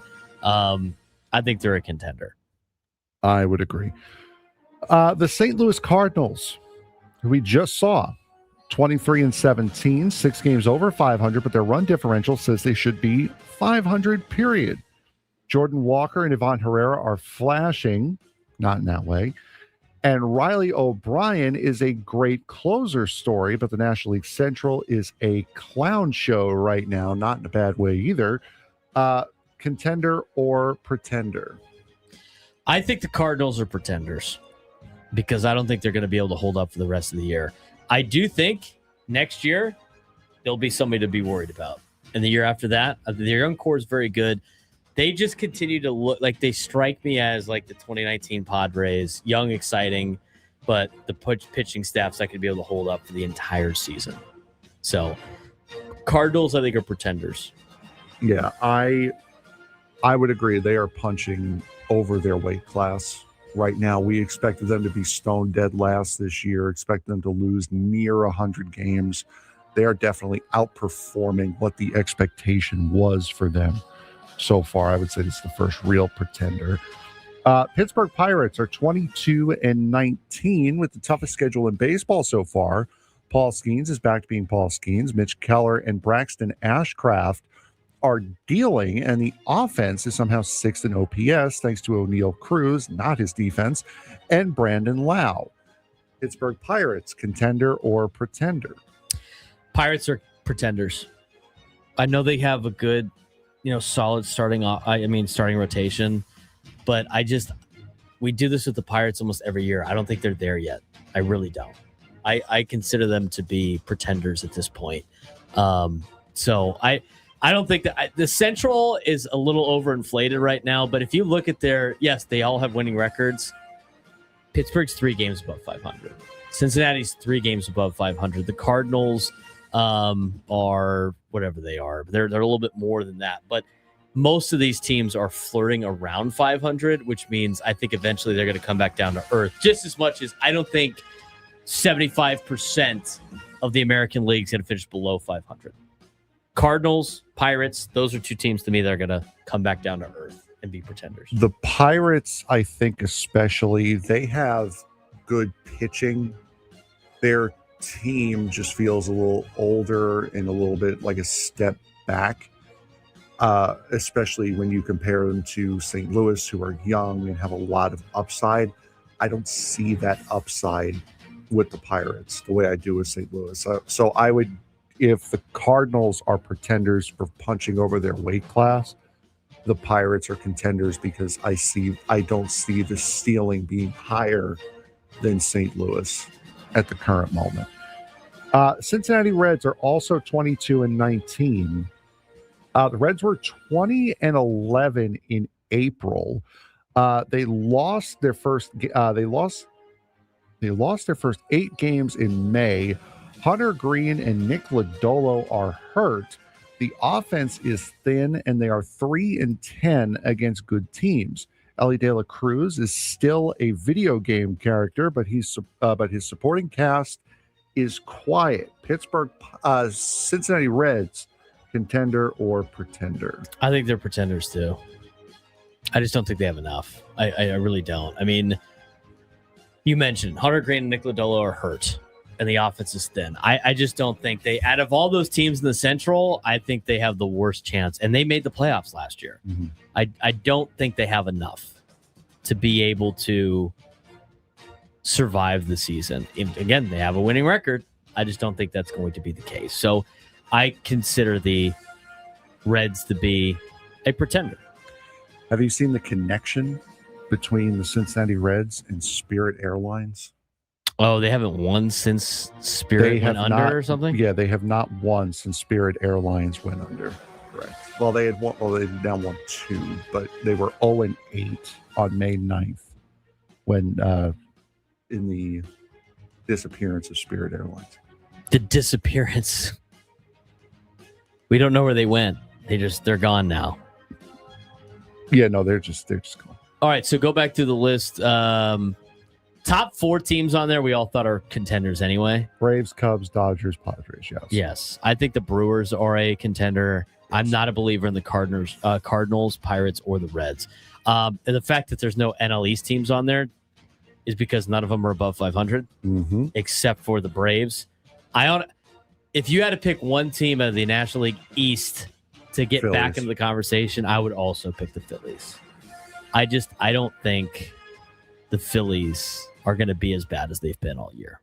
I really don't. No. All right, we have a couple of minutes, and I do want to get to this particular clip from Brian Kenny because we have enough time to play it. Padres are in first place, surprisingly, and there's not a lot of reason why they should be in first place. On MLB Central today, not only has MLB Network just talked about the Padres a lot today, but on MLB Central, they talked about how the Padres have been able to be 8 games above 500 despite their offense and their stars not performing. Here's Brian Kenny. Here's what's interesting. If you just saw the Padres passing the Dodgers in the standings, you think, all right, Machado is probably killing it. Jackson Merrill's breaking out. Tatis is back, but nope. Sandro Bogarts is having a nice year, back playing shortstop. Funny thing is, though, besides Bogarts, no one is really hitting. Not that much. I mean, of the regulars, 2 Padres, 2 are hitting. Only Xander Bogaerts and Miguel Andujar are above league average. 100 is league average for OPS plus. Ramon Laureano, Gavin Sheets, they're at 94, 91. It's not bad. But Merrill, Machado, Tatis, look, Jake Cronenworth, who's a nice player, 35. He's hurt now, but wow. So they're not hitting. And this is a bad news, good news situation. The bad news is they're not hitting. The good news is they're not hitting, but they're winning. So when you see this, you think, all right, so the pitching is great, right? No, not exactly. Michael King, Randy Vasquez, they've been quite good, but that's about it. So you think, oh, the defense and the base running is great, right? No, both are above average, but nothing crazy. The bullpen, all right, yeah, that's a different story. Now, the Padres are 8th in bullpen ERA overall. Top 3rd, but not elite. The difference, though, is in high leverage. Their bullpen A squad is elite. Remember, the Padres gave up top prospect Leo DeVries to get Mason Miller at last year's deadline. Miller is delivering 12 for 12 in saves this year, 0.96 ERA, number 1 strikeout percentage in the game. So what am I saying? I'm saying maybe the overall bullpen ERA is 8th, but in winning time, A squad, that bullpen is better than 8th. The question is, right, always, we ask it on the show all the time, what do you need to win? And is that the magic elixir, right? Because they're not hitting, not pitching that great. Here's the Padres in the snapshot, because they're winning. They're 29th in hitting. OPS plus 29th. Run differential, they're only plus 3, right? That's like a 500 club, should be. Base running runs, 6th. Starting pitcher ERA, 24th. And bullpen, as I mentioned, relief pitcher ERA is 8th. Defensive runs saved, plus 8, they're 13th. So it's not a great club if you just looked at this, plus 3 run differential. All this could tell you that the Padres are overperforming, getting fortunate. I hate to say lucky, but I don't know about that. This is a good team. 5 comebacks this year where they were down 4 or more runs. Remember the Malays team that I mentioned from 2022? That team didn't do that all year. It'll be fascinating to see if they've latched onto something, having just enough to compete all through the roster with a killer high-leverage bullpen. Bullpen. Is that what it is? Is that the key to success? No. Brian Kenny was losing his mind with all the numbers he was putting out there. Key to success, you know what it is. What is Trading Fernando Tatis God. Jr. Stop. That is the key to success for this team. I don't like sarcastic, Frank. I really don't. It's not sarcastic, Frank. This is MLB Network, Frank. Oh, that's even worse. MLB Network pundit. Oh, no. Trade Fernando and you're instantly a playoff team. I would rather have Big Ten PR Frank than have to listen to whatever MLB Network Frank is. No, thank you. No, thank you. That's a foul. I agree. That's a foul. 100%. He draws the foul. 100%. What the biggest takeaway from that clip was? They're overperforming for what they should be doing. And when you're overperforming by this high a level, it's not sustainable. It's going to come crashing down. So the parts that are below average, which there are a lot, are going to need to start contributing if you want to stay at this level, which is why we're saying that if the Padres go 500 in the month of May and 500 in the month of June, you're in a really, really good spot because you cannot sustain winning like this. We talked about it earlier in the show. You cannot have the bullpen consistently in high leverage situations night after night because they're going to implode at some point and you're not going to be able to get it back. I thought Tom Krasovic laid this out in the Union Tribune, and I think it makes a lot of sense. I think the veteran presence brings a lot to this team. Teams that usually win throughout the year and win during the playoffs have a lot of veteran players that have been there and done that before and know how to win. And I think that's a factor that you don't see on a stat sheet and you don't see on paper roster card, and something that you always, as a person, overlook is that veteran presence. I mean, if you look at that Cubs team that won a World Series in 2016, yes, they had some good, young, talented players. They had a lot of players that have been there and done that before that they brought in. If you look at a lot of these teams that have won World Series, they have these, at the deadline, they go get veteran players that have won the playoffs before, or they are surrounded by veteran players and guys that have logged a lot of innings, a lot of pitches in Major League Baseball. And this team has that. But not only do they have that, they have the younger version of that. They got experienced players. And I think that's important for having success in Major League Baseball. I think it's I don't think it's everything. They absolutely have to hit. They absolutely have to hit. But I think that's a big reason why they have been able to win despite not playing to their best potential. I agree. Padres got the Brewers tonight, tomorrow, and Thursday. We get a preview of the Milwaukee Brewers when we go talk with their broadcaster and Jeff Levering. He joins us next on the Braden Surprenant Show, San Diego's number sports station, 97.3 The Fan.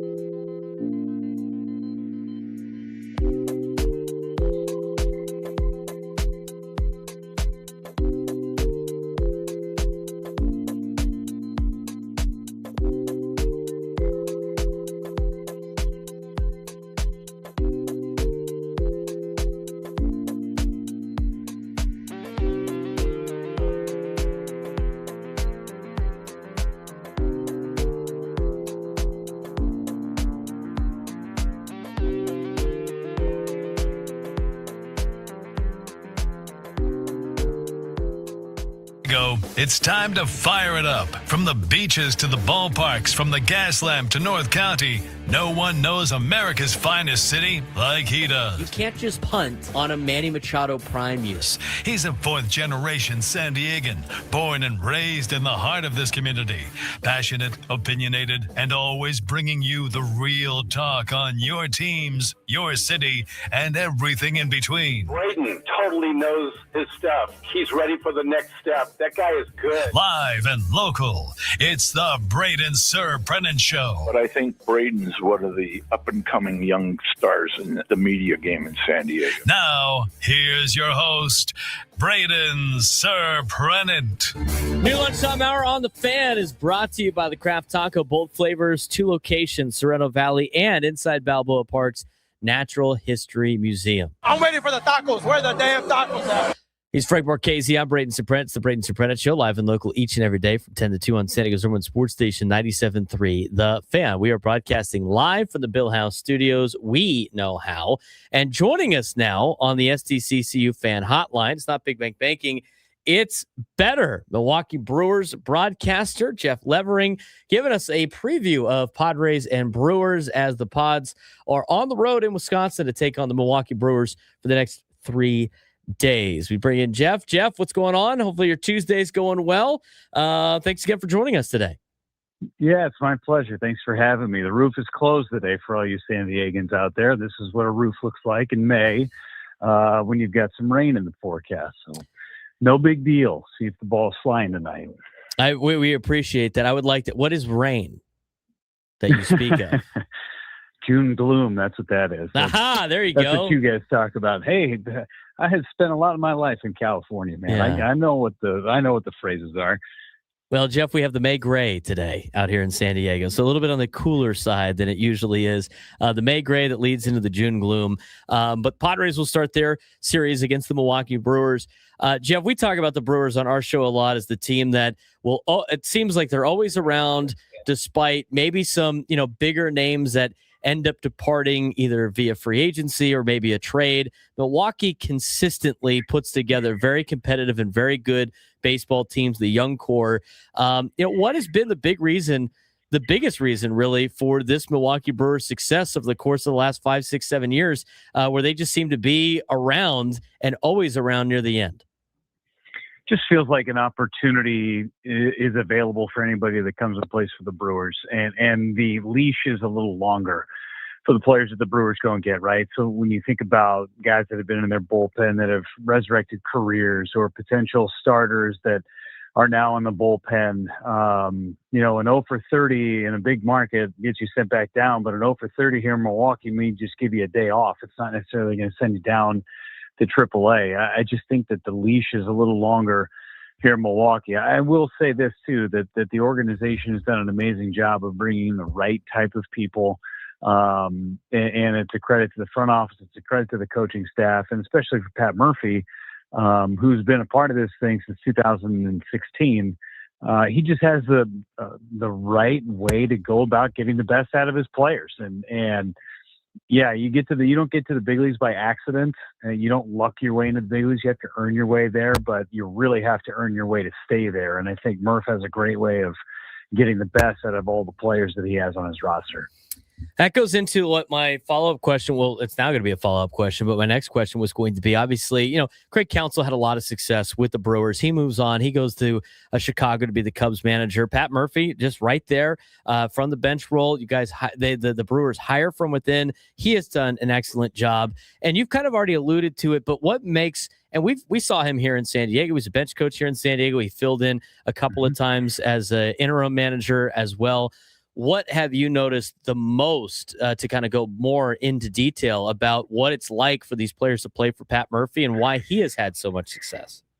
But I think players love Murph. Now, listen, I know a lot of people that played for him in college. I know a lot of people that have known him over the course of his career. If you ask Craig Counsell what kind of head coach he was at Notre Dame, he would probably tell you that he hated playing for him. That's one of those things. You either love him or you absolutely hate him. But I do think that in his advanced years, he's 67 years old now, he's lightened up and he knows what it's like from a college standpoint. He knows what it's like to coach at the Division III level. He knows what it's like to coach at the Division I level, coach at the lower levels of the minor leagues, all the way up to the big leagues. He trusts his players to do it themselves more than anything. And I think that there was a time in his career where he would wear every single win and every single loss, and it was on him. I think now it's more, okay, how can I put my players in the best position to succeed, not just in the game that particular day, but in life too. I just think he surrounds himself with such great people that allows him to be the best possible manager that he can be.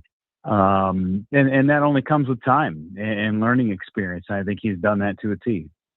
We're talking with Jeff Levering. He is the Milwaukee Brewers broadcaster, joining us on the SDCC Fan Hotline. Get a preview of Padres and Brewers. Before we talk about the offense, a lot of very young pitching staff for the Milwaukee Brewers. Mm-hmm. They do have some good veteran arms as well, but it's a lot of young players a part of this staff. We will see a handful of these players this week. What can you tell us about some of these players, that maybe Padres fans might not know about? I mean, obviously Mizorowski is a guy that is always flashing the radar gun and is talked about in the national media, but a lot of great young arms for this Milwaukee Brewers starting rotation. That's probably a big reason why they have the record that they have. And nobody in the rotation coming into the season, with the exception of Brandon Woodruff, had more than one full year of major league experience. And that included Quinn Priester and even Chad Patrick was a rookie last year. Kyle Harrison, who I'm sure Padres fans are very aware of for his time in the Giants organization. He made 24 starts a couple of years ago in the big leagues, but everybody else is pretty unproven. So getting the opportunity, I think the Brewers are very versatile with what they have in the bullpen. They've got guys who can come in for 3 innings and close out a game, or like Chad Patrick this last weekend against the Yankees, he can come in and throw 3 innings or get 12 outs in the middle of a game. It's just a great group, and what our pitching group has done with starters, and yes, they've had some frontline guys with Corbin Burns and Freddie Peralta, and of course Brandon Woodruff, who's still with the Brewers. They have hit on a lot of these guys, but once they get to Milwaukee, and you could say this about anybody, whether it's Jared Koenig, who I'm watching go throw a bullpen here pretty soon, who was an unknown and independent league guy, and the Brewers have just found a way to maximize whatever they get out of these guys. A DFA guy in Trevor McGill. Last year's bullpen was the all DFA squad because they'd all been DFA'd at some point over the course of their career. They just find a way to get the best out of these guys. And I think for the starting rotation, they have that leash. They understand what they have. They understand how good they can be. You just got to go let the chips fall where they may and let the stuff play.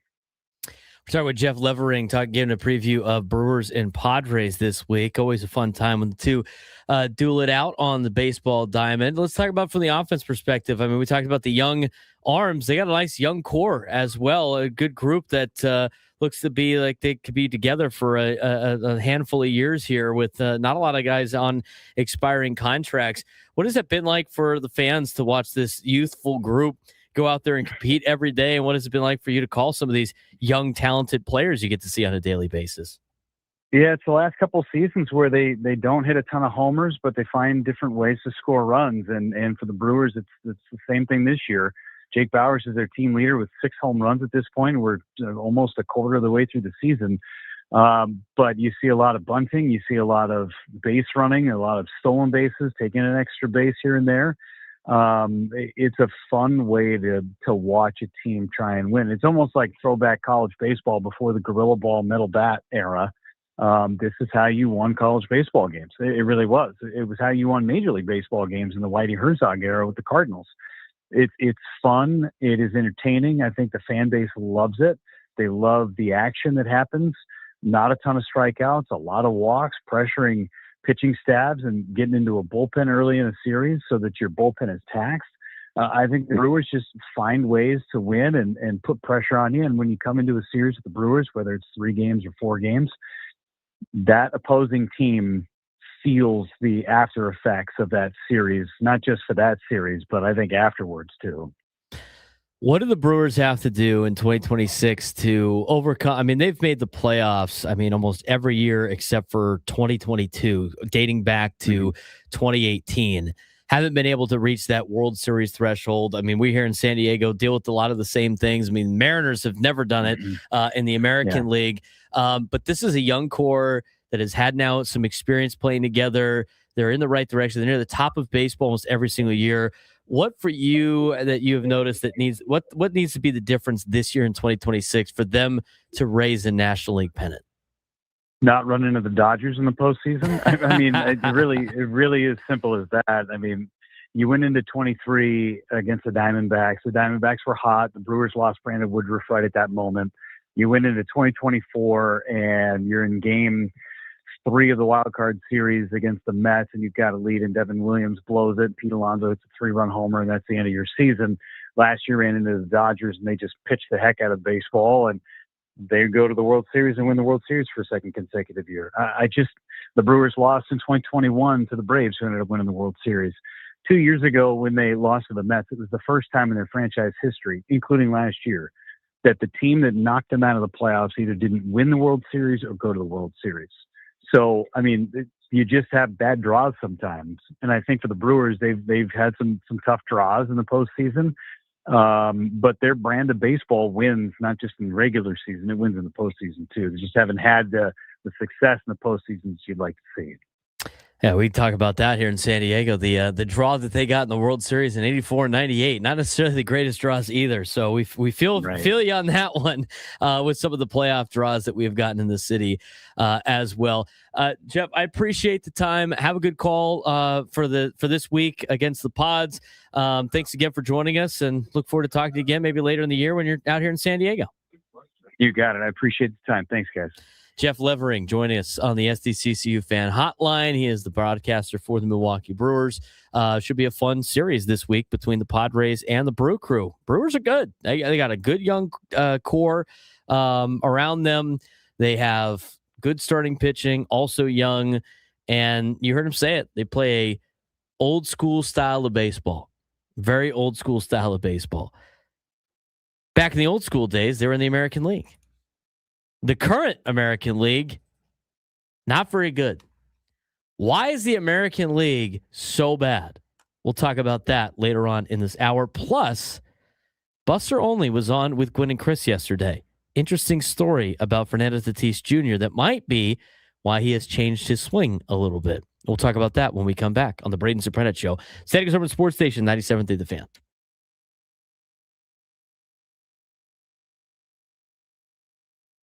College sports getting bigger and maybe more corporate than ever. College Football Coaches Association wants an even larger playoff, wants conference championship games eliminated, and wants the season done earlier in January. At the same time, March Madness is officially expanding from 68 to 76 teams next season. More playoff games, more tournament games, more TV inventory, and of course, more money. Supporters say this gives more athletes opportunities. Critics say it waters down what made these events special in the first place because, let's be honest, if conference title games disappear and March Madness keeps growing, college sports starts to looking a lot like professional sports. So are these expansions improving college athletics or slowly erasing the traditions fans actually care about? Let's talk about college football first. It could be getting even bigger. The American Football Coaches Association is pushing for major changes to the future of college football and their playoff.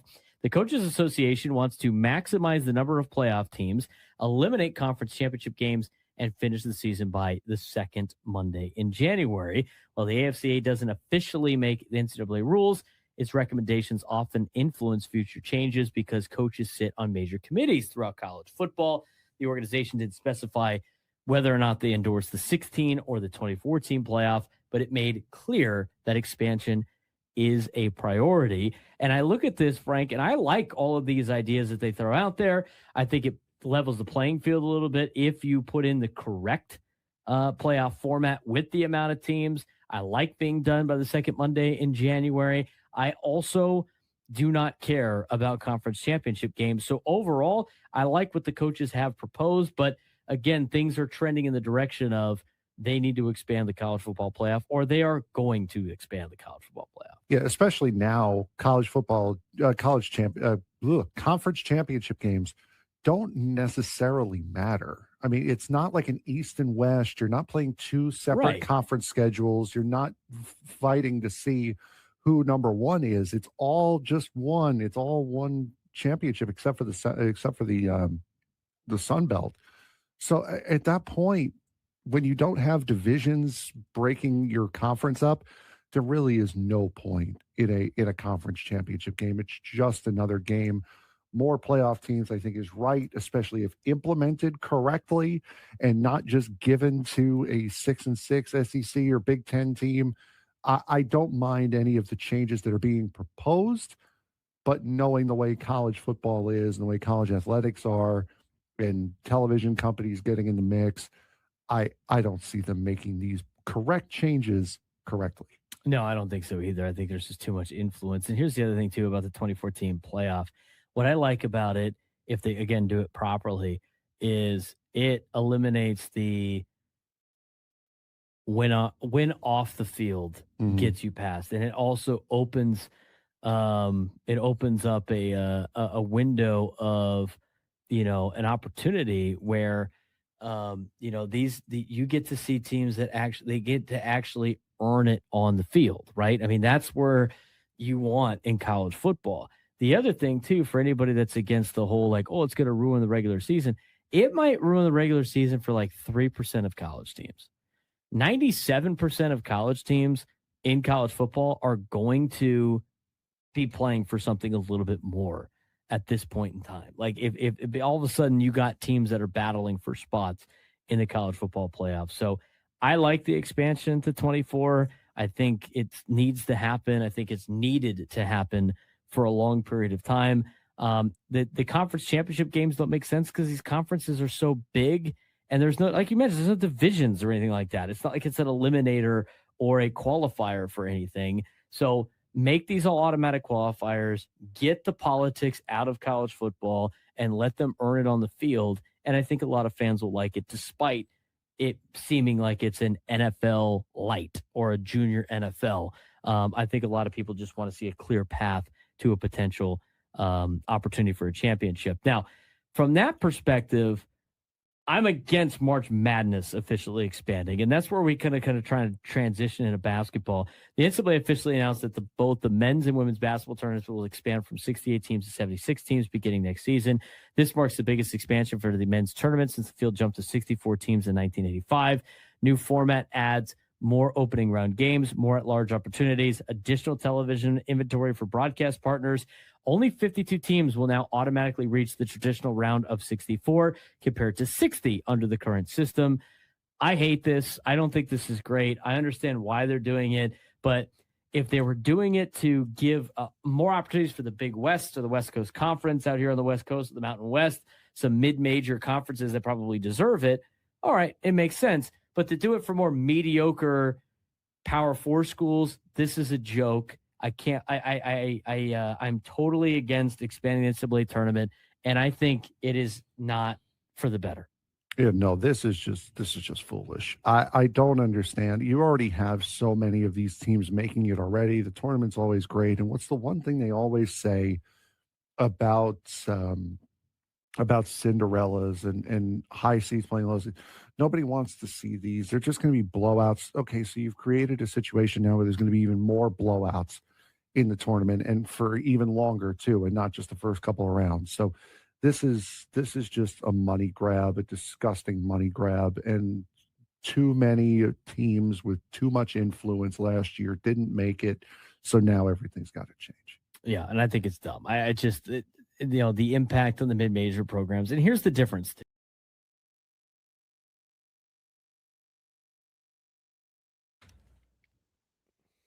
12:19 on a Tuesday. Padres, Brewers, 4:40 today. Ecowater SoCal Padres pregame show with Sam Levitt at 3:40. Game 1.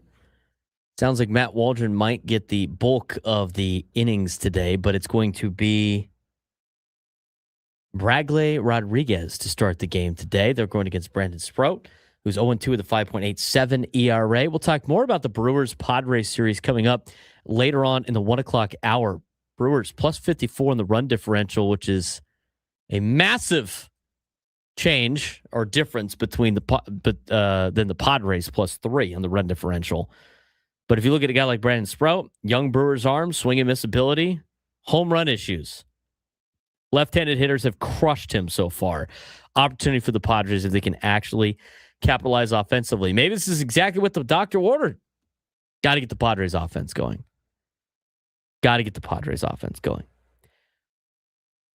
Big component of that is Fernando Tatis Jr. Need to get him going, especially in the home run statistic. Maybe he hits a home run today against Sprout. He's not a left-handed hitter, but guy gives up a lot of home runs. I think Fernando's close after Sunday. He's one of many stars that are struggling right now. Ketel Marte is struggling for the Diamondbacks. Cal Raleigh is not playing well. Rafael Devers, of course, isn't playing well for the Giants. MLB reporter for ESPN, Buster Olney, was on with Gwynn and Chris yesterday. He talked a little bit about Fernando, why he believes Fernando's going to be okay, and an interesting story that he has about Fernando Tatis Jr. that he told on Gwynn and Chris yesterday. We're going to play it right now. How much longer do you think it's going to be before he takes off? Because it just seems like, this can only last for so long with a talent like this. I agree with you. I think it's only a matter of time. And far be it from me, I didn't play. I was, didn't make it past junior varsity. But when I see him hit, he strikes me as being someone who, as he gets older, I like the at-bats. I like the, I believe in the talent in the same way that I would. I mean, Vladimir Guerrero Jr. has, 2 home runs this year? And we saw how great he was at the end of last year. And at some point, they figure it out. Great hitters figure it out at some point. I know every time that, people talk about his power, they always bring up the PED suspension. I think that is completely separate from what we're seeing because he's hit home runs since he came back. I think it's about, the approach. I think it's about the swing. And I think the guy's going to figure it out. And part of the reason why that I believe that is because it feels like there's a humility in his approach. I remember talking to him last year about, a conversation he had with his dad going in 2025. And his dad says, you think you're a good hitter? And he said, yeah. And his dad was like, no, you're not. And they were picking it apart. And this was volunteered to me by Taddy. Okay. He's telling me this, which tells you a lot about his mindset, that he's open-minded to change. So I think the guy's going to figure it out. How about that for a story? I find it to be very interesting. You look at Fernando Tatis Jr. and what he has done, obviously, over the course of his career, right? The big year in 2021. I mean, I agree with Buster Olney. I don't think, this is part of the PED problem, right?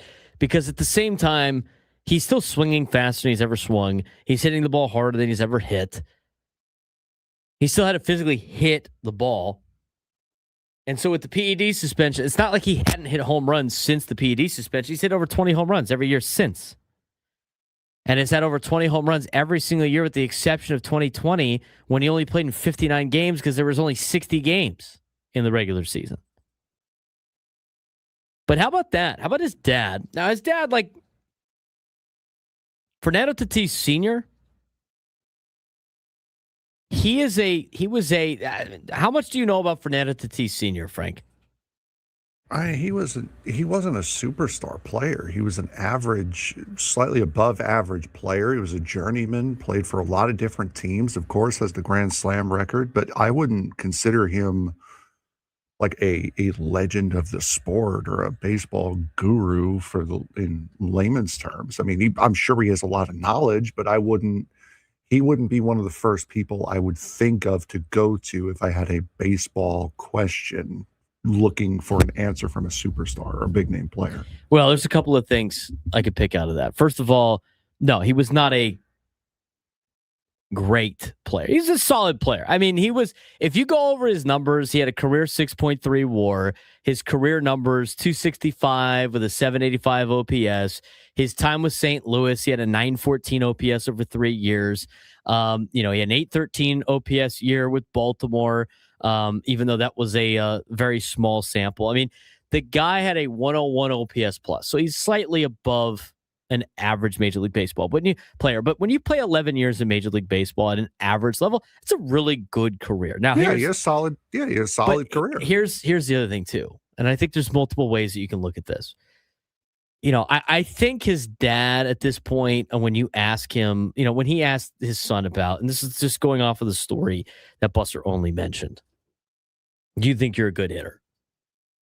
He said, yeah. Fernando Jr. said, yeah. And Senior said, no, you're not a good hitter. I think that could be the reason why he, since 2025, right? I mean, he said that before the 2025 season. Like last year was the first time you started to see Fernando turn into an all-around hitter and not just a feast or famine home run guy or power guy that strikes out a ton. And I think he's changed his approach a little bit. That could be the big reason why he's not in home run mode. But I think it has really helped him out with his plate discipline. I think it's helped him out with his overall approach at the plate. I mean, as of right now, like the couple of recency games, people are going to, say, I don't know what I'm talking about. I mean, he looked like he's pressing his last couple of games or leading up to really Sunday's game. I thought Sunday he looked better than he has had in the last couple of weeks. But when you talk about players in Major League Baseball, or just former players that go then teach. Like everybody just assumes that the best players have the most to offer because of the best players. That's not always the case. Like I understand from a perspective of, if his dad had Pujols's career, you'd be like, oh man, he's got to listen to this guy, right? He's had a great career. There's something to be said though about athletes. Like not every athlete can go then be a coach. Wayne Gretzky was a failure as an NHL coach. There's a lot of those guys because there's a lot of guys who are not big technique players because they're naturally gifted and they're naturally athletic. There's a great story that NASCAR driver Kenny Wallace, who was the youngest of three, it was his brother Mike and Rusty Wallace, who was the biggest name. He was having a problem. The car back end would step out. It would get loose coming off the corner, and he would back off to let the car settle before he went. So he asked his older brother, Rusty, how do you do it? How do you keep control of a car and keep the speed? He goes, well, you just let it walk out to the wall. Okay, cool. How do you do that? I don't know. You just do it. You just do it. Yeah, you just do it. You just let it go. Let it go up out there. And he never got it. So that is all that story to tell you that, yes, there are some guys that just do it naturally that don't know how they do it, therefore aren't going to be able to teach it, even though they are just that naturally gifted talent. I see that all the time. I see it at the high school level. Of course, there's a lot of guys that play in the National Football League that aren't very good coaches. There's guys that play in the National Football League that are good coaches because the disconnect from some of the superstar athletes is they're just so naturally gifted, they could do things that people can't do. And so they just do it. And that's why they question, why can't you just do this? Well, I don't know. Maybe because it's almost impossible. I have players on my team right now that could do things that nobody else can do. I can't teach that as a technique. It's not a technique. And there's a lot of athletes that get to the next level, that get to Major League Baseball that are very good technically, that are able to, because they know how to, they're smart and they know how to, use the technique properly, have the proper swing path, have the proper stance. These guys know what they're talking about. They got there because they're very talented and they're very skilled, not just a super athlete. So I can't look at Fernando Tatis Sr.'s numbers and be like, he doesn't know what he's talking about. He's not very good. Because he could know what he's talking. I don't know. I've never talked to the guy. So he's done a good job managing down in the Dominican, right? Guys listen to him about hitting and everything like that. So, because I've seen this conversation before with people. They're like, oh, Fernando's dad wasn't very good. Wasn't that great of a player. He's not a superstar. So, like, what is he listening to his dad for? His dad could have made, you don't know that the numbers that Fernando Tatis Sr. put up were not because he was technically sound. You don't know that, right? I mean, that could be like the big reason why he has the numbers that he has. Why he was able to play 11 years in the big leagues was because he knew how to hit, he knew the proper swing path, all that stuff. He just wasn't as talentedly gifted as his son. And so maybe he does have something to say about the matter. It's the same thing with Steven Souza Jr., right? Some criticisms from people about Steven Souza Jr. being the hitting coach is like, what is he possibly teaching Manny? He's not nearly as good of a player as Manny is. Yeah, but he had to be good in he had to be good with the swing. He had to be smart. So learn from some of the best. That doesn't mean he can't teach it. So when I look at this conversation that Buster Olney had with Quinn and Chris, and I hear the story about Fernando telling him that his dad asked him if he thought he was a good hitter, and Junior said yes, and Senior said no, and they just broke down his game. I could see why this is a little bit of an adjustment in terms of the overall body of work that Fernando has had. And you saw that last year, and right now he's working through it. And I think he is, based on some observations I have now had of watching him work closely, he looks more coachable than I think a lot of people want to admit. I think Fernando is very coachable. And I think he's working on his swing. And based on what Buster Olney said and what we have seen analytically and what he's been working on, I'm not worried about Fernando coming back to swing form. I think eventually when he figures out what that home run path swing is, he's going to unlock what you would expect him to unlock. And I think it's hard for people to understand that right now because of what they have seen with their eyes. But I tell you what I saw with my eyes on Sunday, he just missed that ball on Sunday. He hit it 395 feet. He's not going to miss that much more. I think he's right on it, and I think it's going to be close to him going on a tear. But based on what Buster Olney said, Frank, I agree. And his little story he said about Fernando, I think it's only a matter of time, and I know people are tired of hearing that, but I think I'm not worried about Fernando, especially after hearing that story. You'd be as tired of hearing it as you want. That's the deal. That's the way this is going to work. And Fernando, I've never once doubted his willingness to try to change this. I've never once doubted whether or not he was working hard in order to get over this hump. You could have some of the greatest skill in the world that's not going to keep you from going into a slump or having a bad time. You consistently are changing, you're consistently working to try to make yourself better. And in the process of focusing on going one or two steps forward, you break something and you fall one or two steps back. So then you have to go back to fixing the old thing while trying to work on the new thing. As far as Fernando Tatis as a teacher goes, I know because I'm personally this way, I can take the knowledge in. I can't physically replicate what I'm You can't told apply to do. the coaching? It's harder for me to apply it because of whatever disconnect between my body and brain. There are guys, maybe like Steven Souza Jr., that weren't able to apply their knowledge at the highest level or at the level of a Manny Machado or a Fernando Tatis Jr. And even possibly just coming at it from a different way of, hey, I didn't think of that before. Let me try doing this, and it works. So everyone can learn from everyone.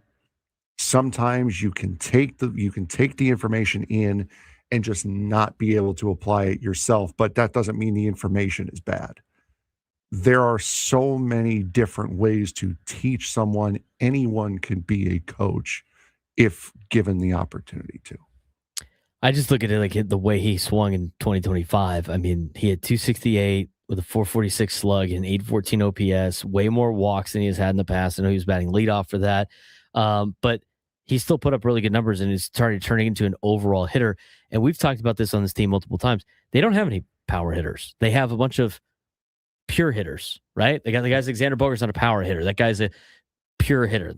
Manny Machado is not a power hitter. He's a pure hitter. Those guys hit the ball over the fence because they hit the ball well. Mm-hmm. Fernando is in that category. I know he hit 42 home runs in 2021, whatever it may be, but I would never consider Fernando to be a power hitter. So if you think he's a power hitter and you're upset about this, then there's a big reason why you are upset about this. He has no home runs, and he's supposed to be a power hitter. He's not a power hitter. He's a pure hitter. I like his approaches at the plate a lot better. I think he's more patient now. He's not afraid to take a walk, and I think I think he's turning it around. I think he's going to turn it around very quickly, especially after what I saw Sunday. The American League is a joke. Why is it a joke? There's only 3 teams above 500. We break down why it is so bad when we come back. Also, need a contestant for the Midday Sports Standoff. We'll talk about that when we come back as well.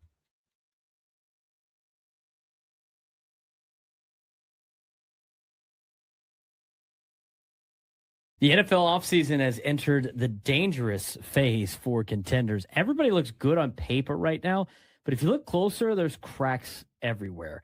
Chiefs still don't fully trust their wide receivers. The Bills have offensive line concerns. The Bengals have almost no receiver depth behind Jamar Chase and T. Higgins. Dolphins have major questions at safety. And the Browns, well, they still don't have a franchise quarterback. That's the biggest NFL story right now. Depth matters more than ever. And the teams still playing in January aren't just talented, they survive injuries. The Eagles, the Chiefs, the Ravens, the Bills, those teams can lose starters and keep winning. Meanwhile, a lot of NFL teams are basically saying our quarterback will figure it out. And maybe that works in September, but every postseason we learn the same lesson. The most complete roster usually wins the Super Bowl. The NFL offseason isn't just about who teams added. It's about what teams still haven't fixed their free agency and the draft. And that's where things get interesting right now across the league. A ton of playoff contenders still have major roster questions going into minicaps and training camp. And the biggest themes around the league right now are the AFC is loaded with contenders and still have offensive line concerns. Several Super Bowl hopefuls desperately need wide receiver depth. Veteran free agents like Joey Bosa, Hassan Reddick, Deebo Samuel, Stephon Diggs, and others are still floating out there waiting for the right fit. And teams are now entering the plug the last hole phase of the offseason. Here are some quick hitters around the league as we bring in Frank. There's a lot of teams that still need players that fit major holes. And these are a lot of teams that are trying to contend for a Super Bowl next year that have a lot of expectations, starting with the Buffalo Bills. Yeah, the Bills may have a Super Bowl roster except at left guard. That sounds small, but interior offensive line issues destroy playoff runs. Josh Allen can mask problems, but Buffalo still feels like they're one lineman short of being a genuine contender. And that's big for them because they have been a team that has not been able to run the ball all that well aside from Josh Allen. Last year was a little bit better. The Bills have really just been Allen or bust for most of their offense. I mean, they didn't spend the money on the receivers. The receivers continue to be like middle tier wideouts. They don't have that go-to receiver. They brought in Stephon Diggs a couple of years ago, but he was already past being a number one, if you will. And then they went out and made the move with Chicago to bring in a receiver. Again, that's not a number one receiver. And on top of that, you need to be able to protect your best asset, which is Josh Allen. They can't do that with the offensive line that they have. They're going to have to improve that spot. And I think improve the receiver spot as well if the Bills are ever going to get to the Super Bowl. Miami, their safety room is a little shaky. They're relying on veterans and young players with very little proven production in a division with Josh Allen and Drake May. That's very dangerous. Drake May. Kansas City Chiefs still don't fully trust the receiver room. Outside of Rashee Rice, there are questions everywhere. Patrick Mahomes covered up a lot last year, but this offense hasn't looked dominant recently. And the Steelers, everyone assumes Aaron Rodgers is coming, but even if he does, what happens if one receiver gets hurt? Pittsburgh's depth at wide receiver is thin behind DK Metcalf and company. So for Miami, the secondary is not looking good. Kansas City needs a receiver. Pittsburgh needs receivers. There's a lot of teams out there in the AFC that need some extra production out of their skill players. Yeah, we're going to stick with the AFC as well. Actually going to stick in the AFC North. The Cincinnati Bengals are terrifying until one receiver goes down. Their depth behind Jamar Chase and T. Higgins is extremely questionable. And that's a risky setup for a team trying to survive in the AFC gauntlet. And again, the Cleveland Browns still do not have a franchise quarterback. That's the story. Shedeur Sanders, Dylan Gabriel, Deshaun Watson, none of those options inspire any sort of confidence. And Cleveland feels like a team that's once again waiting for next year's draft. Let's talk about the NFC a little bit with the Dallas Cowboys. They have names at edge rusher, but not certainty. They have injuries, inconsistent production, and rookies that create a huge boom or bust situation for that defense, a defense that was not very good last year that obviously needs to improve.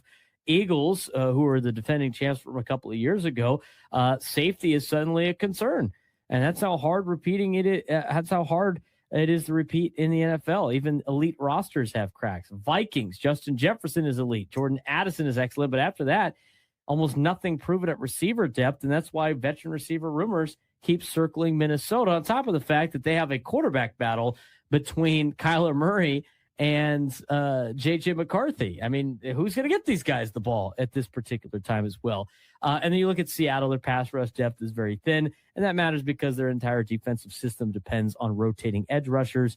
They've already added Dante Fowler Jr., but they may not be done. The biggest takeaway of this entire segment about the NFL has become a depth league. Everybody talks quarterbacks, but injuries decide seasons now more than ever.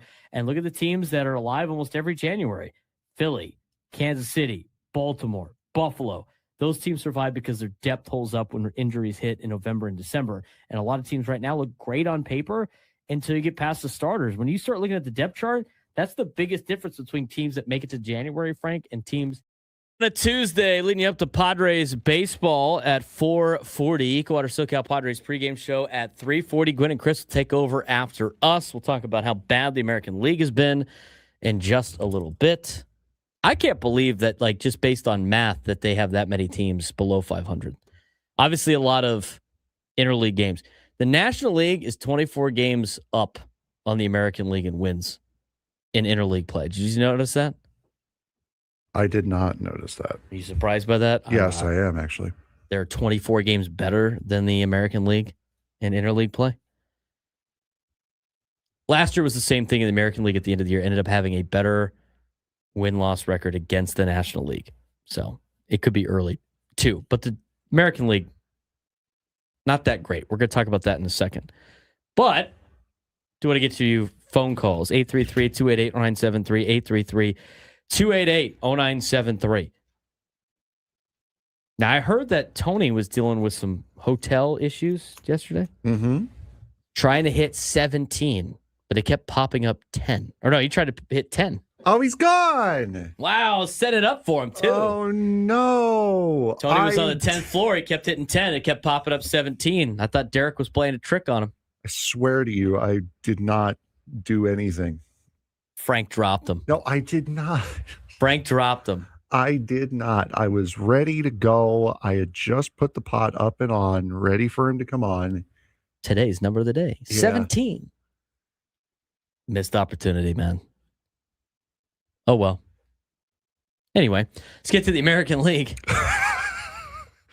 I ruined the whole start to this segment. I know. Come on. Still call in for the midday sports standoff. Though. Yes, we do need a contestant for a midday sports standoff. If you call in and take me down in sports trivia, you would be qualified for a chance to win our grand prize, $500 gift card to Westgate Las Vegas, the home of legendary Vegas fun. Now offering the breakaway from fees package, including a $75 daily dining credit, 2-day spa passes, daily cabaret tickets, complimentary valet parking, and $0 or zero resort fees. Special rates starting at $89 a night. Book now at westgatelasvegas.com. 833-288-0973, 833-288-0973. Okay. Back to the American League. The American League is so bad right now. So bad. They look the standings look broken, if you will. You got the New York Yankees at the top with the Tampa Bay Rays, of course. A lot of contestants here potentially. And the funny thing is, so Jeff Passan writes about this on ESPN.com, and somebody texted him about how the current American League standings, about being maybe at the end of the year, Yankees are going to go 94-68, Everybody in the American League is going to go 81-81. And then the Halos are going to go 68-94. It's a very exaggerated point, but the American League currently feels incredibly mediocre and tightly packed. Nearly every team feels flawed, inconsistent, and incomplete. Yankees look like the only true American League powerhouse. I think you can throw the Rays in there if you want. They currently sit with a massive plus 75 run differential. No other American League team remotely dominant like that. Every division leader is barely above 500. A's, this was yesterday, 2018. Guardians, 21-19. In fact, I think they were almost 500 now. Teams with losing records are currently in playoff position, and that's what makes the standings so bizarre. They're crowded in the middle. Guardians are a game over. A's are 2 games over. Wow. 4 teams above 500 now? Seattle is 2 under. The White Sox are 2 under. A lot of close, but there's only 4 that are genuinely over 500. Close. Exactly right. So why is the American League like that? Well, because it's the American League. That's not the answer I was looking for. I was also teasing that for the next segment because we do have to get to the midday sports stand-up. The American League, no bueno at this point in time. So that's how it lays out. The Rays have the best record. They're 27-13. Yankees are 26-16. Guardians are 22-21. A's are 21-19. That means you have at least 2 teams in the American League that are in a playoff spot right now with a losing record. Why is it so bad? We'll tell you about it in the 1 o'clock hour. But first, let's get to today's midday sports standoff. Welcome to Midday Sports Standoff on the Braden Surprenant Show. I can't believe what I'm seeing right now. The ultimate head-to-head battle where sports knowledge and quick thinking collide. No, he's no good. Are you kidding me, Mr. Contestants will go toe-to-toe with Braden in a sports trivia deal where every correct answer brings them closer to victory. Down the sideline! Wow! Unbelievable! But 3 strikes and it's game over. This is not Detroit, man. This is the Super Bowl. Can you outsmart Braden? The Midday Sports Standoff starts now. All right, Frankie, we got playing today. We have Eric in Chula Vista playing today. Eric, how you doing, bud? Doing good, guys. Yourselves? Good. So much has been made this year about the implementation of the new ABS system. About a month and a half worth of data in, and the numbers are looking interesting. Who are currently the top 10 teams in Major League Baseball that have the best overall success rate with the ABS system? Eric, you have the first guess. Wow, that's an interesting question. I'm going to say, you know what? We'll say the Padres. Why not try with the Padres? Yeah, why not try with the Padres? They have a 58.4% success rate with the ABS system. 58.8% 58.4. What number are they at in the standings? They're number 6. They're number 6. I think earlier in the season, I don't know if they're still up there, but I remember Salvador Perez was kicking ass at this. So the Royals. They've cooled off a little bit since then. They are number 9 on the list at 57.3%. Eric? There was a game where the Reds had 9 overturned calls, so I'm going to try Cincinnati. Number 7 at 58% on the nosy. Who was that? Cincinnati? Yes. I felt like it seemed like the Tigers are doing a good job catching wise. Tigers. With their guesses. Yeah, you have a good feeling on that. They are number 1. They have been the best with the ABS system this year. It's 60.8% success rate. Eric? Let's try the Mariners. Big dumper. Now, he's been taking a big dumper lately. Is what 0 for his last 34, I think. And no, he has not been good behind the plate either. What have we said so far? Padres, Reds, Tigers number 1, Royals, Reds Padres number 6, Reds 7, Royals 9. I want to say they're just so bad though. But they've been like, I feel like they've been wearing us out in the challenges. What about the Rockies? No, they're probably not that great with the their offense. Their catchers are good though. I can't give you that one, buddy. I'm sorry. That's a strike. Eric? Let's try one of the Contreras brothers. Let's try Boston Red Sox. Good guess, but no, Boston is not on this list. I believe they were just off of it, though. The A's are good. Maybe they're good at challenging things.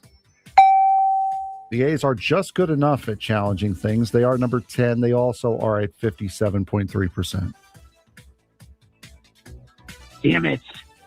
Let's try the other one. Let's try the other brother. Let's try the Cubs. They got to be up there. The Cubs are number 5 on the list, 58.5% success rate. Guys are both tied at 3, 4 to go. They don't have a Contreras brother in their team. No, they not. No, anymore. they don't. You're right. He's on the Brewers. They missing 2, 3, 4, and 8. 2, 3, 4, and 8.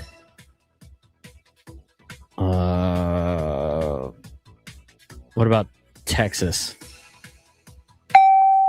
Number 8 on the list at 57.8%. So 2, 3, and 4 are what we're looking for. Eric, you got 2 strikes on you. We're literally just guessing random teams here. Thank you for reminding me that Contreras brother wasn't on the Cubs. I'm going to say the Brewers. He must not be good at overturning calls. Yeah, fell into the trap, Eric. I'm sorry. I was just about to say before Eric kindly said that the rest of the teams are in the National League. I mean, is it my turn? Yeah. Well, it's over. Eric's got 3 strikes, so you can try to wipe. How many the strikes board do here. I have? You have 1. Oh, really? What about the Dodgers? Dodgers are number 2. Of course. I mean, At 59.7%. They couldn't be bad at that. Just be bad at one thing. Okay, who else we got? How many more do we have? 2 left. West and Central. West and Central. Diamondbacks. Number 4 at 58.8%. Well, we've already guessed all the other teams in the West, so that was easy. Central. Okay. We've already said most of the Central, haven't we? Mm-hmm. Team one of the Contreras brothers came from Cardinals. 59%. I almost guessed the third Cardinals place. earlier because I felt like they were kicking our ass on the ABS. So this is an article actually published earlier this morning by ESPN. The overall best teams in baseball with the ABS system: the Detroit Tigers, LA Dodgers, St. Louis Cardinals, Arizona Diamondbacks, Chicago Cubs, Padres, Reds, Rangers, Royals, and the Los Oaklamento Athletics. That's your top 10. So that's combined when they're fielding and when they're hitting. Yes. Right. That's because their there's some teams overall like success rate. I remember I looked at that earlier this year because I was interested in that, and I remember the Royals being near the top. That was like 3 weeks in, but it was all because of Salvador Perez. Like nothing on their offense. Like defensively they were super high, but offensively they weren't. That's another interesting one. Charles, seeing like how they are at offense and how they are in defense. Yeah, Charles, you might be looking at one of those. Charles was saying the Padres are at 61%. I believe that's their offensive ABS challenges. What are the Padres at? I wonder. Oh, let me go back to it. Did they have the offense and defense on there? Yes, they did. If I had to guess, I would guess that the Padres defense is better than their offense on the ABS. But that's my guess. I gotta get back to the article here. I'm looking it up on Baseball Savant right now. Let's see what we got here. Offensively, the Padres are fourth to last. Oh, wait, hold on. I got to sort win percentage.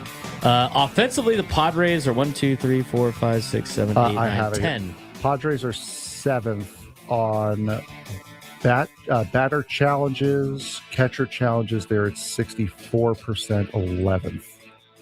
On win percentage? On catcher challenge success rate. Oh. It says fielding, they're 63. Oh, because it's not catchers. It could have Walker Buehler threw off the stats. We'll explain later. Hey, it's Ben and Wood. Sometimes sports is serious business, but a lot of the time it can get downright silly. If you like a show that isn't afraid to make fun of sports stars or ourselves, join us weekdays from 6 to 10 a.m. on San Diego's #1 sports station, 97.3 The Fan. The 12 o'clock lunch hour is brought to you by the Craft Taco. Whether you're craving gourmet tacos for lunch or a craft beer for happy hour, the Craft Taco is the answer. Open in Sereno Valley and at the Natural History Museum in Balboa Park. Relax and let Ralph's Delivery handle your grocery shopping this week. We start with only the freshest items, then review your list and carefully choose each one.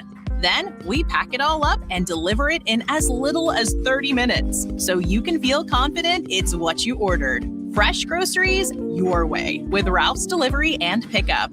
And right now, you can save $20 on your first delivery or pickup order. Ralph's, fresh for everyone. At Navy Federal Credit Union, May is our favorite because Military Appreciation Month is our time to celebrate those who go above and beyond. We know the military community protects our country at home and abroad, takes care of their families, and volunteers in their neighborhoods. That's why we've helped service members, veterans, and military family members for over 90 years. Learn more at NavyFederal.org/celebrate. And happy Military Appreciation Month. Navy Federal Credit Union. Our members are the mission.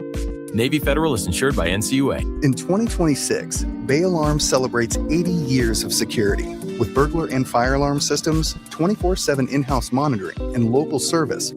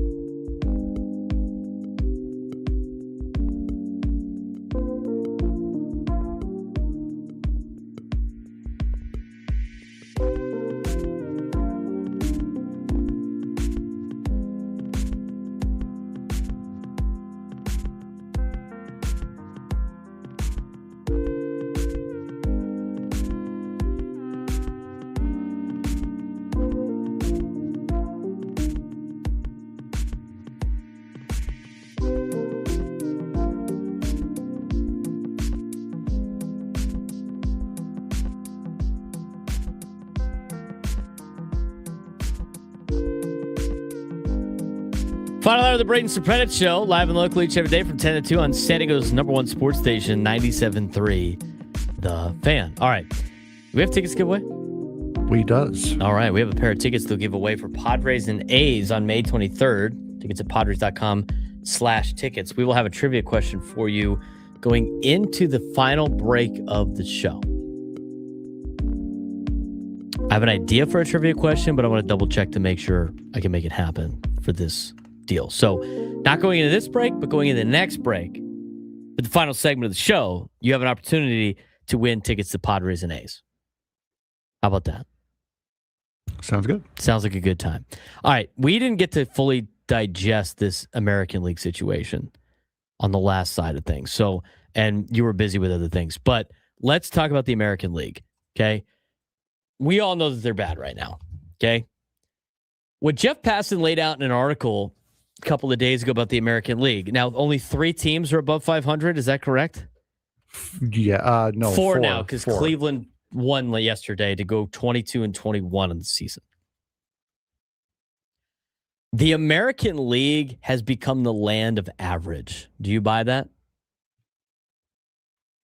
I mean, look at the Technically, records. no, because they're all below average. But they're like around average, okay? Yeah, I would say so. I buy that. It's interesting, and Jeff Passan lays it out about the shift that has happened in the American League since 2019. But according to projections, because these are all average, Angels, Tigers, Mariners, all around the average mark right now. According to projections, 10 of 15 American League teams are pacing towards 68 to 77 wins. Those are all what? That would be below 500, Trebek. Very few elite teams, very few terrible teams, just a giant pile of mediocrity. Even the American League worst Angels are only 3 games out of a playoff spot. That was at the time of a couple of days ago. It's now the American League worst Astros, by the way. What a fall from grace they are. The difference between parity and mediocrity, the article, according to the Jeff Passan article, raises a critical debate. Is the American League balanced because teams are good, or are they balanced because nobody's actually great? Which is a core identity crisis for this team or for this league. Not necessarily competitive excellence. It may simply be widespread inconsistency. I don't think the entire American League is collectively bad. I also don't think it's collectively good. I just think it's collectively mid. It's a very mid league over there in the American League.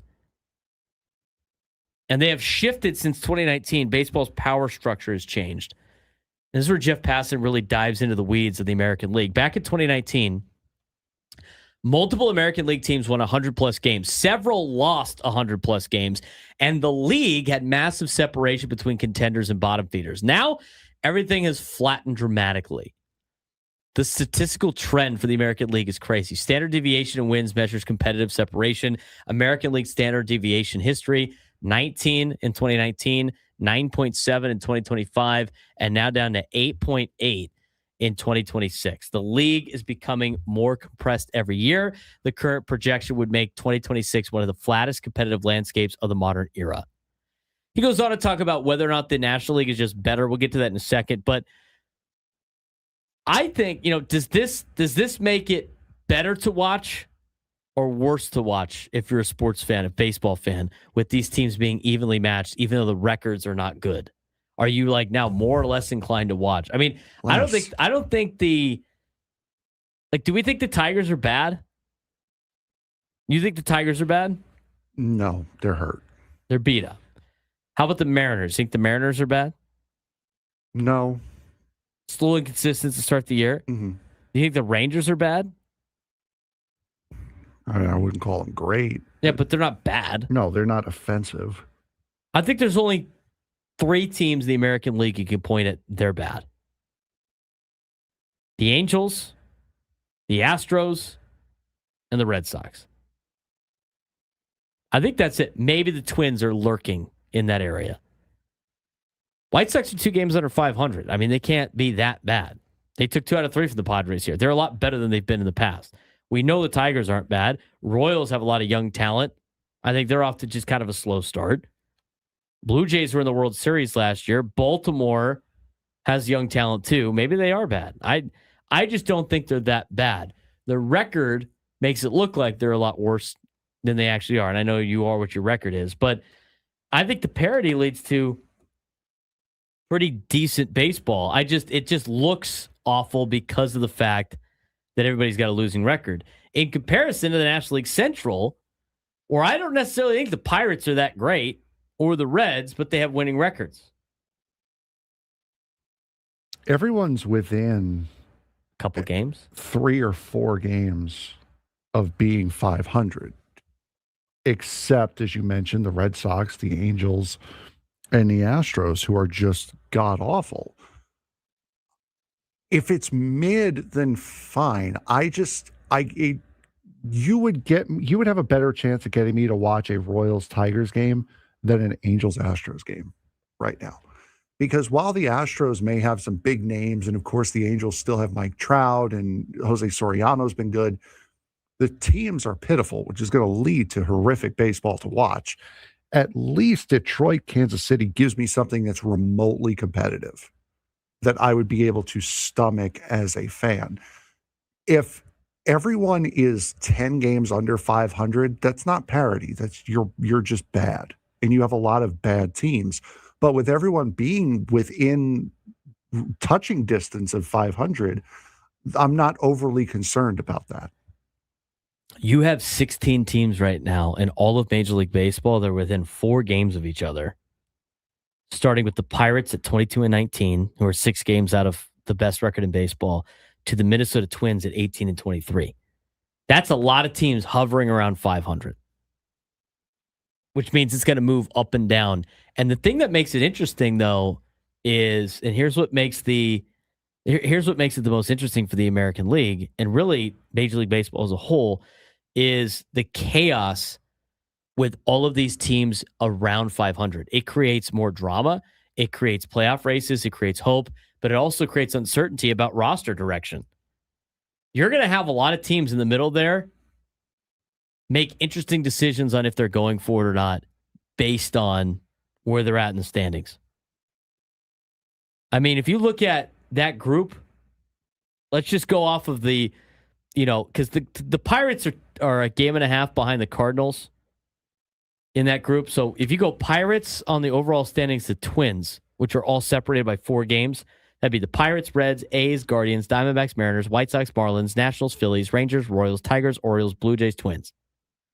All 16 of those teams are within 4 games of each other, from the top to the bottom. Below the Twins, these teams I think are cooked, and I think they're bad. Tell me if you disagree. Mm-hmm. Red Sox, roasted. Giants, roasted. Rockies, roasted. Angels, roasted. Astros, roasted. Do I need to say the last one? Cremated. The Mets. And then there's the Mets in dead last in the entire league. I don't think any of those teams really have a chance at this point. No. If you had to pick one, who would it be? The Giants? Maybe they'll come out of it. We just did a whole thing on the Giants at 11 o'clock. They're terrible. They have the star power to do it that none of the other teams have. The Astros have the names, but they're older. If anything, I would say either San Francisco or Houston, one of the two. I think Houston might be a little bit worse off. Those are all the teams that would get relegated to AAA. Those 6 exactly. teams. Then you have your middle chunk, like I mentioned, and then here's the teams that are above the Pirates. Cardinals, Brewers, Dodgers, Padres, Yankees, Cubs, Rays, Braves. Those are all teams you would think would be in the playoffs anyway. I think the Cardinals might come back down to earth, but weren't most of those teams expected to make the playoffs? With the exception of the Cardinals and the Rays? For the most part? I believe the Rays this year. Like I said earlier, when the few rare occasions where the Rays have a good competitive team, they usually stick with where they are. If they're bad, they are bad. But when they do have a fight at the top of the division, they usually stick around. So I'm gonna believe the Rays on this one this year. I know, don't but think, going into the season where they picked to make the playoffs out of any national outlets, no, I would not. I don't think anybody picked them to. I didn't think anybody picked them to not come in last, and that was just because the Blue Jays were coming off a World Series. The Yankees always get hyped, but they have a lot of talent. The Orioles were young. It's like, oh, it's a fluke year. And how bad are the Orioles right now? They're not. They keep losing. They're 4 games under 500. They're with every other team. They'd be sitting in 4th place right now in the Central. Everybody be sitting in higher place in the Central. That's another thing too. Like I was literally thinking that. I'm like, yeah, Baltimore 9 games out of first place. That looks bad. But then when you look at their record against everyone else, especially against teams that are like 2nd and 3rd in every other division, they're right there. 19 and 23. Well, they're a game out of the wild card. That's the other thing too. If you just go look at the American League and you look at the wild card race, yeah, they're right in the mix still. The Astros are 4 games out of a wild card spot behind the White Sox. It's all part of that grouping. Yeah. But I will say this, like the Orioles, like for the last couple of years, they were supposed to be the young team, the best farm system was going to take over, and last year was disappointing, and they've had multiple disappointing years. They never really addressed the problems that they have had. But to go back to this conversation about the American League, the parity and the chaos. I mean, I think a lot of teams don't know who they are yet when it comes to the deadline. Like teams across the American League currently feel impossible to define. Like, are the Rays dangerous or are they overrated? I think they are dangerous. Are the Guardians contenders or placeholders? We talked about that in our contenders versus pretenders. I think they're a placeholder right now until the Tigers get healthy. Are the Blue Jays underachieving? Yes, I would say so. Are the Mariners real? Real in a sense of, is this the real Mariners team at 2022? Or are they better than this? I mean, the Mariners they're 2 games under 500. They got a wild card spot. Their biggest thing right now for the Mariners, which is making them look worse, and we mentioned it in the in our break segment yesterday, that they're down on power. Cal Raleigh, as he said, is 0 for his last 34. He has looked awful this year. Is nowhere close to what he was last year. That, and you also had to find a way to replace 50 some odd home runs from Eugenio Suarez last year that they didn't do. So they're trying to figure out how to win games without just power suffocating people.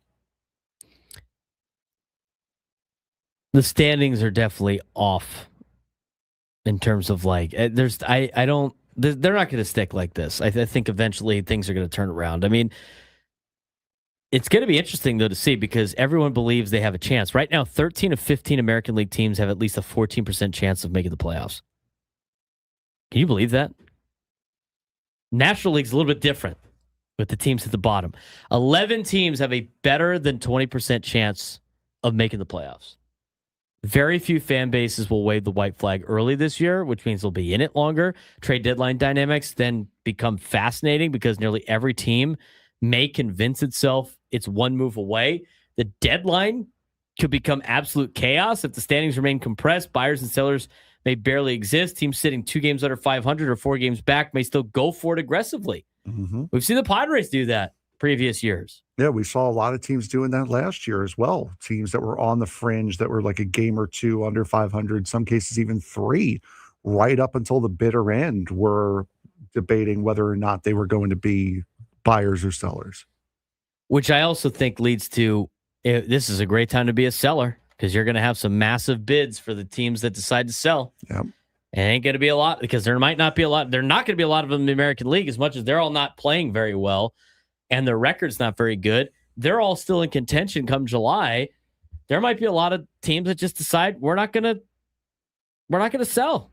Maybe we'll add a piece here. It'll be enough to get over the top because we're right there in the thick of this thing. I mean, at the end of the day, you're trying to win.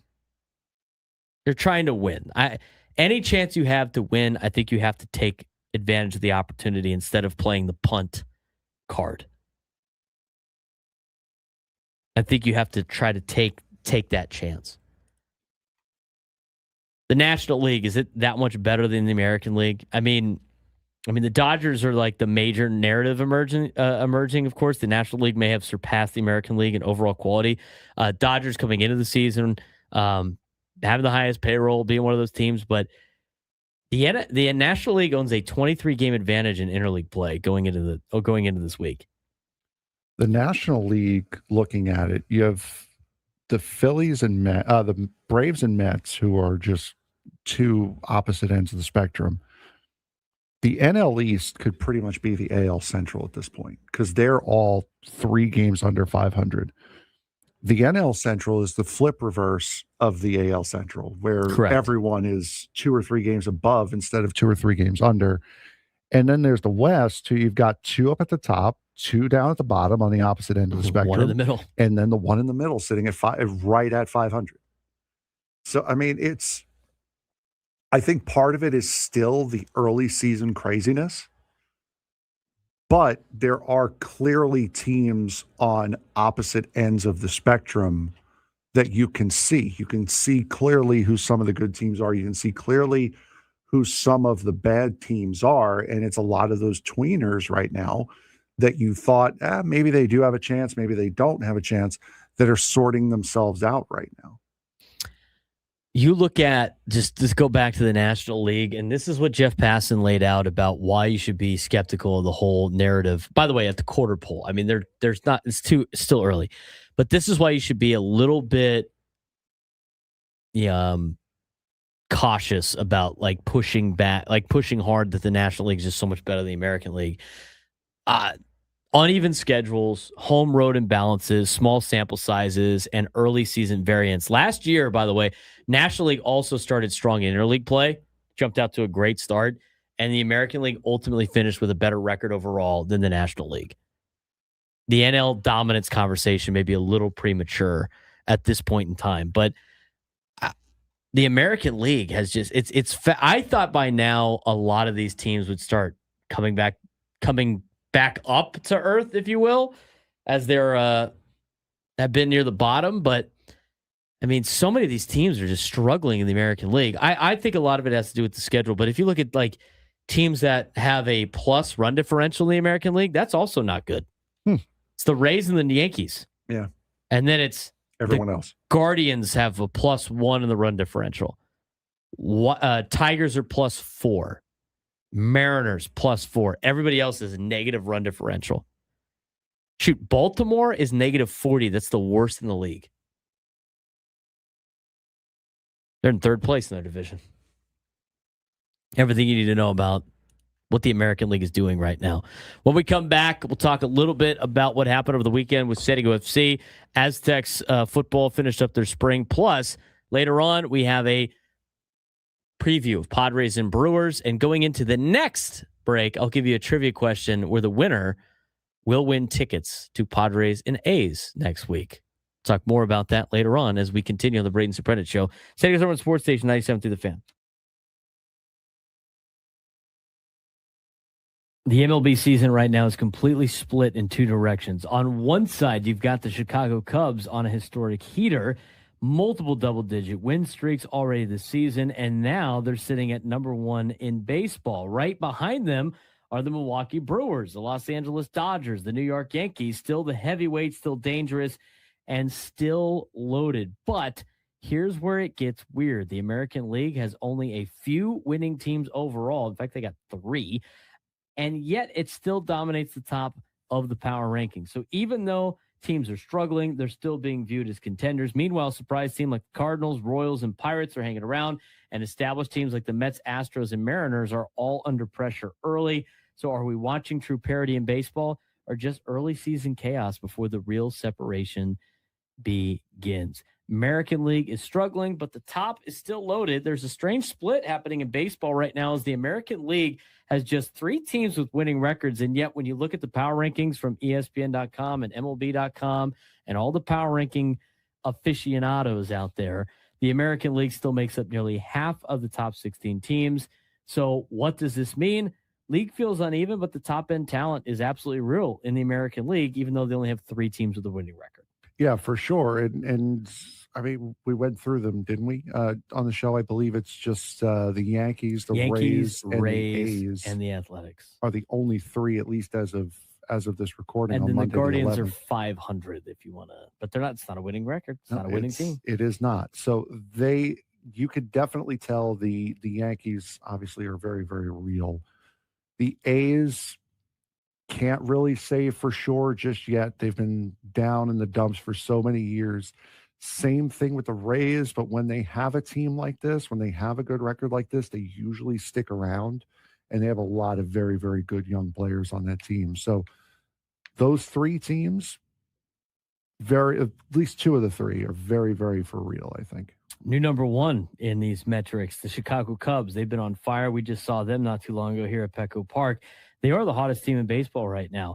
And it's not just a hot streak, it's a historic one. Multiple 10-plus game winning streaks already this season. First team to do that since the 1955 Dodgers, and they're dominating at Wrigley Field. This feels like a team that's not just winning games, but building its identity. And if the pitching holds, they're a legitimate World Series threat. But that's the big problem with the Cubs. I mean, they've had significant pitching injuries already this season, yet they've already racked up multiple 10-plus game winning streaks and have been almost unbeatable at Wrigley Field this year. I think eventually they're going to come back down to earth if pitching winning championships continues to be the phrase of baseball. And this is another team that we talked about at the beginning of the season, it being off to just a god-awful start. They were in last place after the first 2 weeks of the season, and now they're up here doing what they're doing. You just had Boyd go down with a torn meniscus while sitting on the ground. Cade Horton's also out. They have a couple of other pitching injuries. I think Shota Imanaga might be the only healthy one in that starting rotation, when we're hearing rumblings already that they're looking to teams like the Mets inquiring about Freddie Peralta.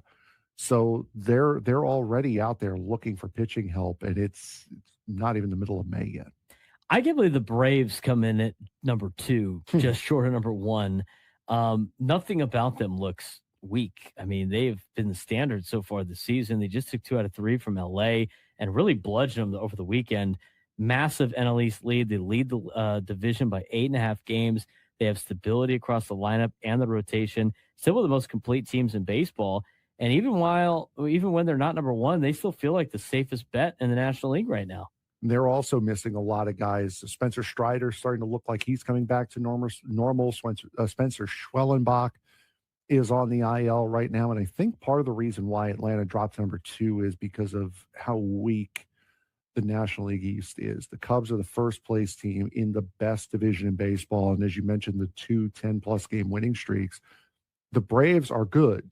Not going to take that away from them at all, but they're 8.5 games ahead in one of the worst divisions in baseball. I think that's why power rankings wise give the edge to the Cubs a little bit. New contenders starting to emerge everywhere. I mean, obviously, the Dodgers are still elite, even with injuries. The Yankees are powered by breakout bats like Ben Rice to start the season. Tampa Bay quietly dominating the American League. In fact, they're in first place in the American League East. They're one of the 3 teams in the American League that have a winning record. And Milwaukee surviving chaos in the rotation. And that's the team that the Padres will play this week. Another team that's going to be battling for a spot. There are some surprise stories as well. St. Louis continuing to outperform expectations with a young core. Pirates still playing above 500 despite last place standing. Kansas City climbing thanks to Bobby Witt Jr. And the Oaklamento A's are staying. Padres baseball coming up at 4:40. We have a lineup yet? I don't know. I haven't checked. I'm not used to them playing this early. Not my week to watch them. Actually, it is. I didn't say that. No, we do not have a lineup. No lineup yet. The Brewers have a lineup yet? No. What are we doing? Negativo on the lineups. There's only 3 Brewers that have ever faced Bragley Rodriguez. Ortiz, Churio, Yelich. Yelich is not even playing today. It's on the IL. All right. 124 on a Tuesday. Leading you into Padres baseball, 440. As the Padres take on the Brewers, it will be Bragley Rodriguez starting things off for the Padres today. He'll be going against Brandon Sprout, who is 0-2 with a 5.87 ERA. 30 strikeouts this year for Sprout on the season. EcoWater SoCal Padres pregame show with Sam Levitt at 3:40. Gwen and Chris will take over after us at 2 o'clock, leading you into the EcoWater SoCal Padres pregame show with Sam Levitt. Before we get to that, kind of a little bit of a break off from baseball, talk about some of the local teams here in town in the sports world. Aztecs had their spring game a couple of weeks ago. They got a lot of criticism last year for replacing the traditional spring game with non-football activities. What's your thoughts on that? I think you got to play a spring game. I've never been like a big football guy, so I wouldn't really have a. Would you rather, as a opinion on football fan, watch him play a football game or watch him play dodgeball and relay races? I mean, I'd rather watch them play football, but if it's against themselves, they're not going to be trying all that hard now. Well, they are because they're trying to win trying to make a spots spot and on stuff the like team, that. but I mean, they're gonna. It's just I would rather watch them scrimmage in a practice than watch them play dodgeball or something else. You know what I would rather do in the month of May? I would rather watch the NHL playoffs. I would rather watch baseball. I would rather watch racing. It's for like the diehard college football fans. I mean, I like college football, not enough to watch the TCU spring game. Okay, again, I'm just saying, I'd rather watch them play a game, though. If I had to pick, I feel like that's more productive than playing dodgeball. Yeah, I would say a game would probably be better. NCAA eliminated the transfer window, so it made it a little bit easier. I mean, a lot of these schools didn't do that because they didn't want to have guys not play as much and then leave in the portal. This is what happened in that game. Saunders, redshirt freshman, Kentucky transfer. He had a 31-yard touchdown to freshman wideout Derek Stevenson. He was 12 for 19, 144 touchdown and a pick. Most productive passing day overall. Jaden Denigo comes back for another year. He's the senior starter from last year, 10 for 17, 92 yards. He had a 40-yard completion to Deshaun Davis, who's also a freshman. Showed some mobility and red zone drive potential. Stopped at the 1-yard line. Braden Trudeau is a redshirt freshman. He was 3 for 3 with 23 yards. I mean, it's quarterback play. Doesn't really matter. Cool. Yeah. Skill position highlights. True freshman Carson Deal at La Jolla High School had a game high 44 receiving yards, impressive 40-yard catch. That's a big problem for the Aztecs. They need more receivers. Hopefully some of these freshmen they brought in are going to do a lot better. Javion Kinnard led with 8 carries on the running back side of things at 29 yards. Christian Washington and Lucky Sutton, efficient but limited. Sutton was protected. He had a red jersey, quick whistles, kind of keep him healthy for the fall. Defensive side of things, senior edge rusher Brady Nassar intercepted Saunders off a tip. 3 transfer defensive linemen recorded sacks for the Aztecs. Defense was described as playing with really bad intent, aggressive and physical. Good to hear. They did get an injury in Dalshon Staley earlier during the spring. He has a torn ACL. He's out for the year. He was the only DB returning from a year ago. They have some battles in the kicking situation with special teams. Long snapper has a little bit of a crisis, that position. Their starter, Luke Williams, also tore his ACL. He's out for the year. They only have 1 healthy snapper right now, so we'll see if they try to add a long snapper before the end of the offseason. Overall, I mean, it's like there's not so much you can get out of a spring game. All you need to know is you got a quarterback battle, the defense is flying to the football, and they got young receivers that need to step up if they want to be good. And by the way, in a new year, this is Pac-12 football now that the Aztecs are a part of. Based on last year, going into this year for Aztecs football, I don't want to spend too much time on this. They need better receiving. They need better weapons on offense, and they need to be able to hang on to the football and not turn it over as much. I thought the defense played well last year. This is the 3rd year now of Sean Lewis. He's got to be able to improve just a little bit more, and they can't fall apart at the end of the season like they did last year. I'm curious to see how they play in this Pac-12. It'd be nice to be in the first Pac-12 championship game. I think it's wide open too. So hopefully the Aztecs have a good year. That was your spring update. Let's talk about soccer over the weekend, Frank. Yeah, so San Diego FC did the thing again. They got out to a lead. Let me guess, they started off really well, and then they didn't finish? Yeah, that. They've been doing that a lot. Yeah, they done did that thing again. Got a goal from Marcus Ingvartsen immediately. 18th minute of the match, held on to it for a vast majority of the second half, and then just lost it at the end of the game. They had a chance in extra time that didn't go their way. Ingvartsen sent it over the bar, but as I said in the break video that you'll see most likely tomorrow, this loss or this draw would have been just another game had this come right after the hot start in the CONCACAF Champions Cup and the hot start to league play. But because it comes in the midst of this winless streak, it looks so much worse than what it actually is. Yeah, I think they're starting to stabilize a little bit compared to where they were at a few weeks ago. They didn't have a red card. That's nice. That's kind of a positive. I think they've gotten over that. Yeah, that's good. That's a good start. But they've now earned points in back-to-back MLS matches. Possession is improving, which is good. The attack looks organized again. They're competing against quality teams on the road, but the results still aren't turning into wins. And at some point, San Diego has to stop saying almost, because the league punishes teams that don't finish games or finish chances, and San Diego was unable to do that again. I mean, the encouraging part, this no longer feels like a team collapsing. It feels more like a team trying to climb back out of the mess that they were in, which is different. And the confidence looks better, and the movement is better. And Invarksen is playing with some of the best soccer he has had in his San Diego career right now. But until they actually win a match, Frank, I say the pressure stays on with this team. They got to start winning some of these games. I mean, and here's the deal. If they want to turn this thing around, they better start doing it quickly. They're going to start running out of summer, even though it's May.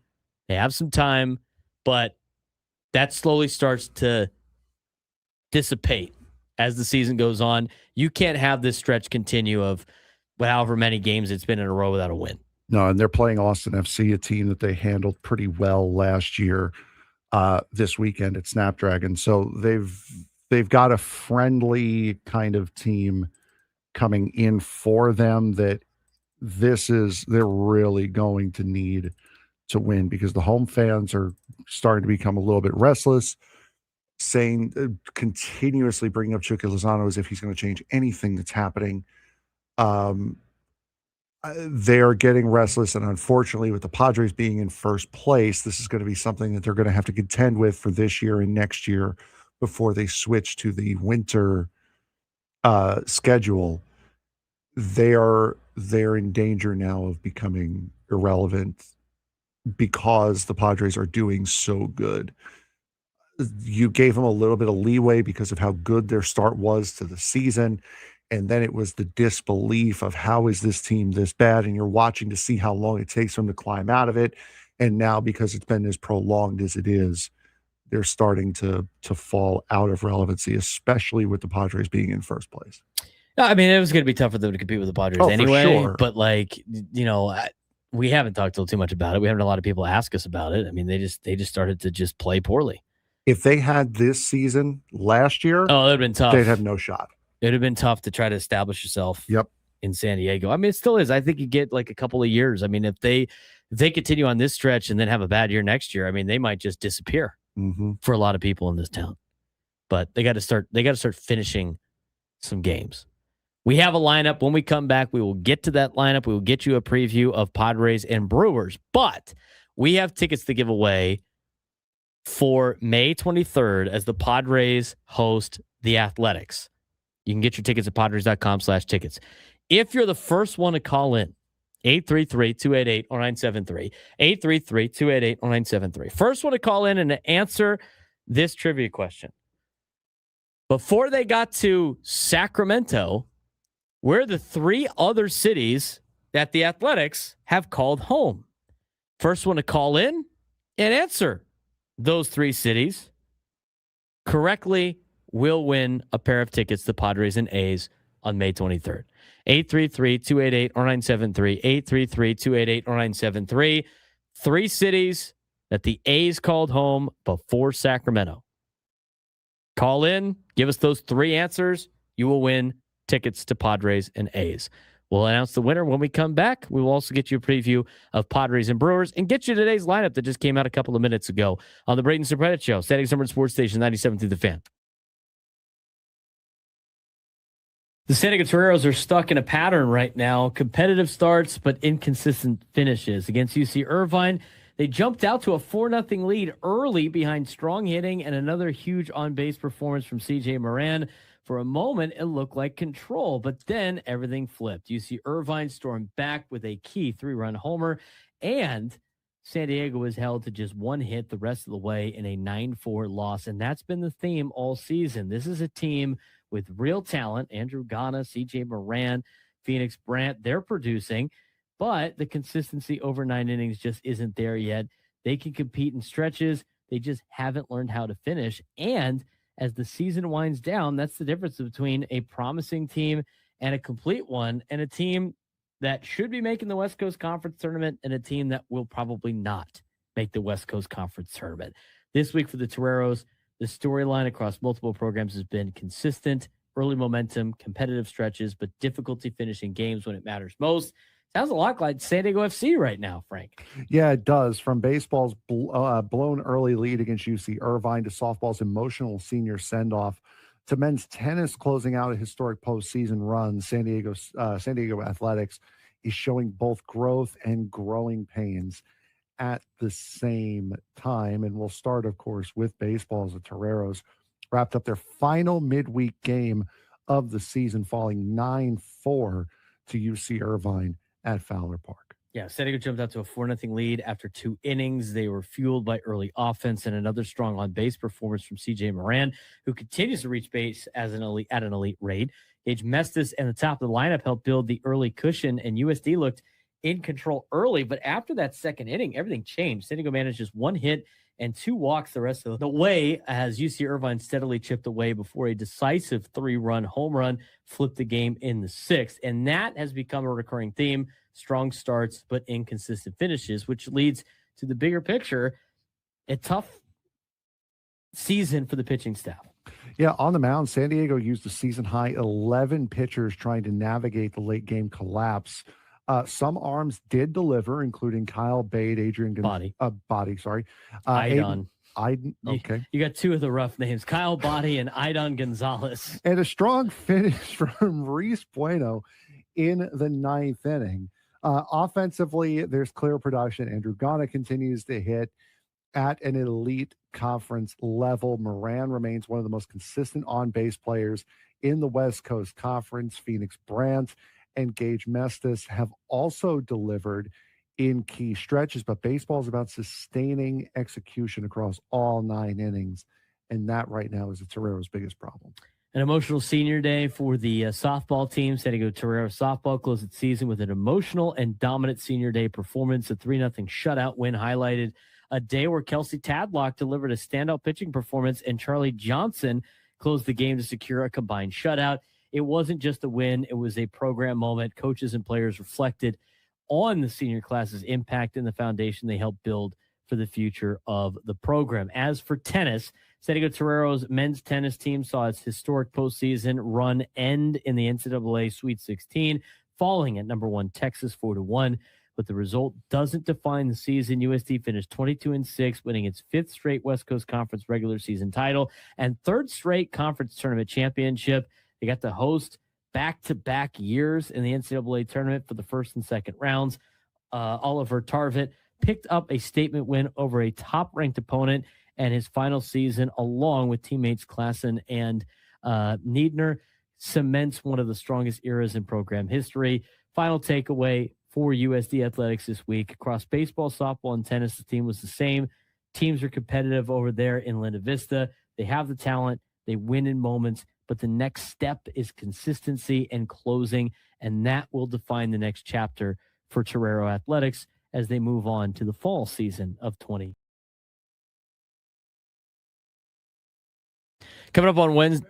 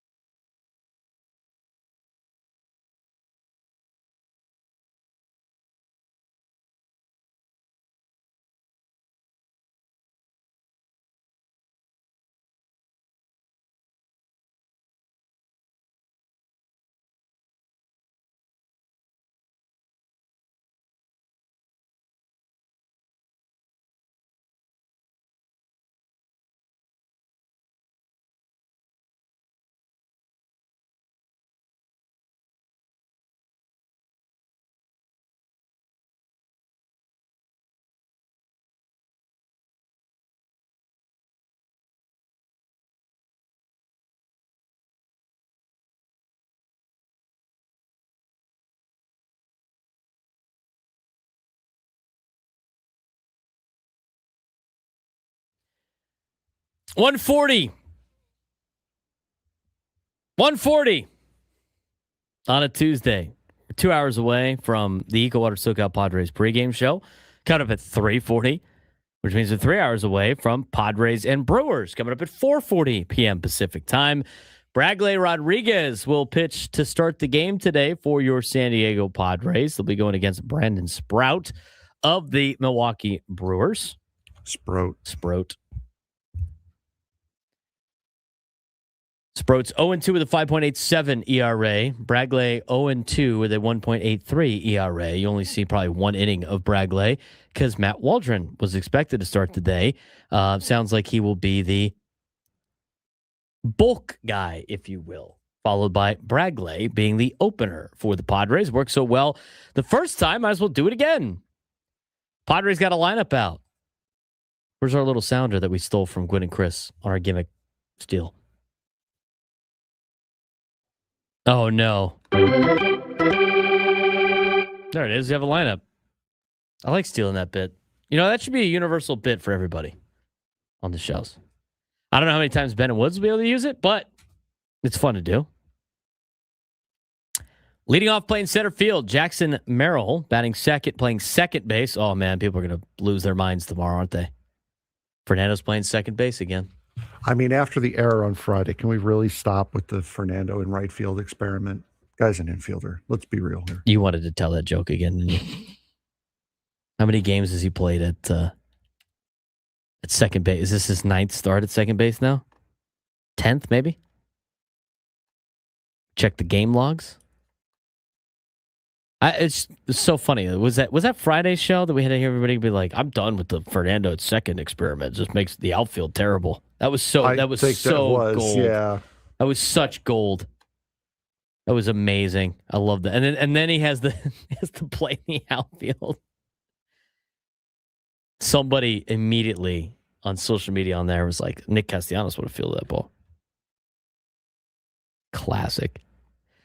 This will be Fernando's 10th game starting at second base. Do you want to know his splits at second and in right field? Go for it. It's getting even worse now. Uh-oh. When he plays second base this year, he's had 34 plate appearances. He's hitting .433 with a 1033 OPS. Confirmed infielder. At second base. Right field, he's hitting .193 with a 503 OPS. I'm just saying. You know, that's when you give the whole Tony Kornheiser, I'm not saying, I'm just saying. I'm not saying, I'm just saying is right when it comes to Fernando. Playing the infield, his career numbers, I mean, every which way you look at it, he has hit statistically better in the infield than he has had in the outfield. I'm just saying. Maybe you should just be there. Who knows? He bats second today. Manny Machado bats third, plays third. Miguel Andujar in the cleanup spot is the DH. Xander Bogaerts bats fifth. He plays shortstop. Batting sixth at first base is Gavin Sheets.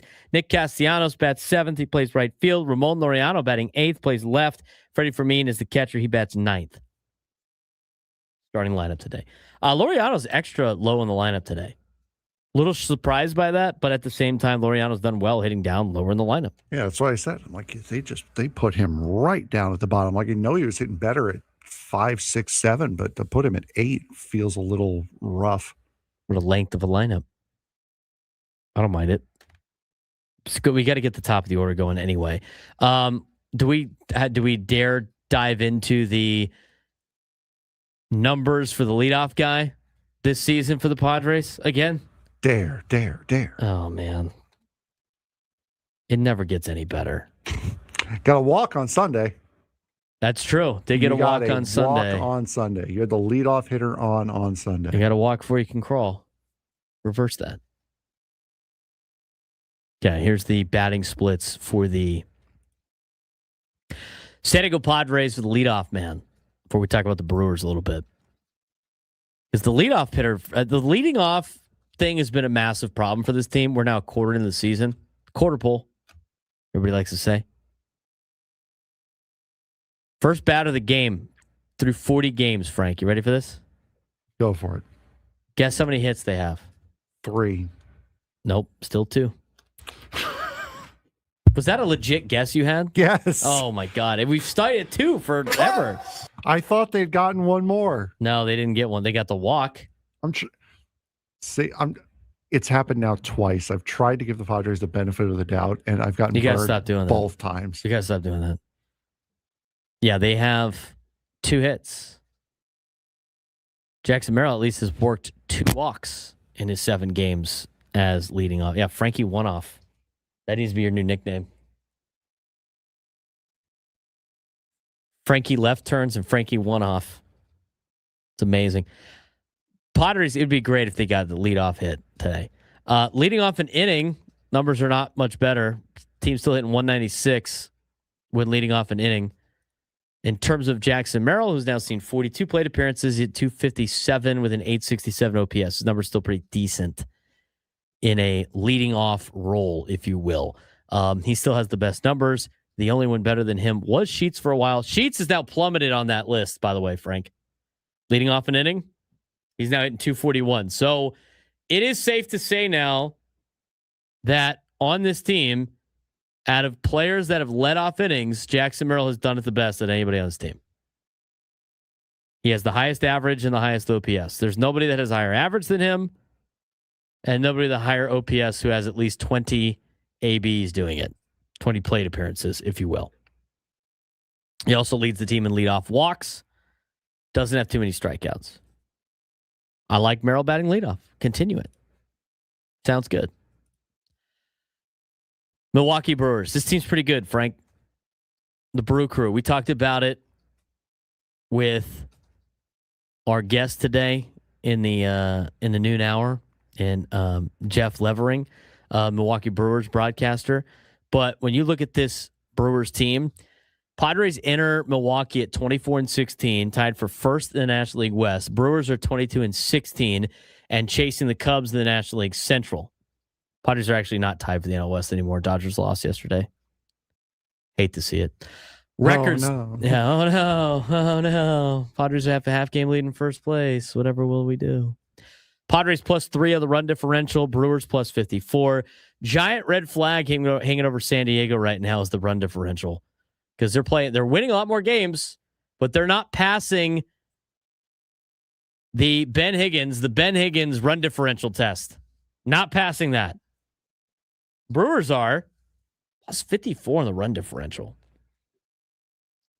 Statistically, Milwaukee looks a lot like a far more dominant, balanced baseball team, despite only having 2 fewer wins in the Pods. But this series can expose who the Padres really are. They have spent weeks surviving 1-run games, comeback wins, elite bullpen work, situational baseball. The Brewers profile more like a sustainable contender. Top 10 rotation ERA, top 10 bullpen ERA, strong run differential, consistent run prevention. I mean, this looks like a team that's holding it together in the Padres against a real contender team in the Brewers. It's going to be a tough test this week for 3. So I keep saying, you go 3-3 this week on the road, you'll take that. That's a win, I think, for the Padres. And Go Aztecs pointing it out. He is right. Christian Yelich was activated. Nice. Then you get to deal with Christian Yelich now too, which I think is why Milwaukee's taken a while to put their lineup out. I haven't seen an official roster move from them. Correct. Padres have a brutal 569 team OPS over the last 7 games. Did you hear that? Oh no, they have. Tyler Black, DH Tyler Black has been optioned down, so they have made the roster move. 569 team OPS over the last 7 games for the Padres. Only 4 hitters have produced consistently. Castellanos, it hasn't just been recently. Xander Bogaerts, Jackson Merrill, and recently Castellanos in his last handful of games. Ty France has been solid throughout the year. Meanwhile, Machado has a 248 OPS over the last week. Fernando's got a 450 OPS over the last 7 games. The lineup is lacking power and a fear factor right now. Not good, Bob. No, not great, Bob. The Brewers also might be better than people realize. I mean, they look like a very Brewers team, as dumb as that sounds. Brewers aren't an offensive juggernaut. They're only 23rd in OPS, yet they continue to win because they pitch, they defend, they run the bases, they create pressure. And as Jeff Levering said about this Brewers team, They play some old school college baseball. They're stealing bases. They're dropping down bunts. I mean, they're creating runs and they're creating pressure. Bryce Rang has become a major catalyst to this. 917 OPS in May. Very much clutch hitting. Walk-off home run Sunday. Jackson Cheerio heating up immediately after returning from injury. 364 average over his last 5 games. And Milwaukee's run differential screams that they're going to be around for a long time. Plus 54 run in the run differential compared to San Diego's plus 3. Usually run differential tells the truth long term. That's why this series feels very important for the Padres. Pitching matchups could decide everything. We got the knuckleball chaos today with Matt Waldron as the bulk guy coming in for Bradley Rodriguez, who is the opener, going against Brandon Sproat. Waldron may have saved his rotation spot temporarily when he had 7 strikeouts and 1 run over 5 innings in his last outing against the Giants, but hitters are batting .320 against his knuckleball. Maybe that's why he's not throwing his knuckleball as much, Frank. Hitters hitting .320 against it. Yeah, because again, he's not focusing on it. That's a pitch that you need to have focus on if you're going to want to throw it. So, I mean, it's either use it or phase it out. Otherwise, it's going to be an in-between pitch, and it's going to be more or less like you don't have that pitch anymore because people are going to focus on it. The effectiveness of that pitch has dropped significantly from 2024. Lucas Giolito is nearing activation. Every start now feels like an audition for Matt Waldron. In terms of Brandon Sproat, young Brewers arm, swing and miss ability, but he has a lot of home run issues. That's why his ERA is so high. Left-handed hitters have crushed Sproat so far. Opportunity for the Padres if they can actually capitalize offensively. Wednesday, we'll talk more about that tomorrow.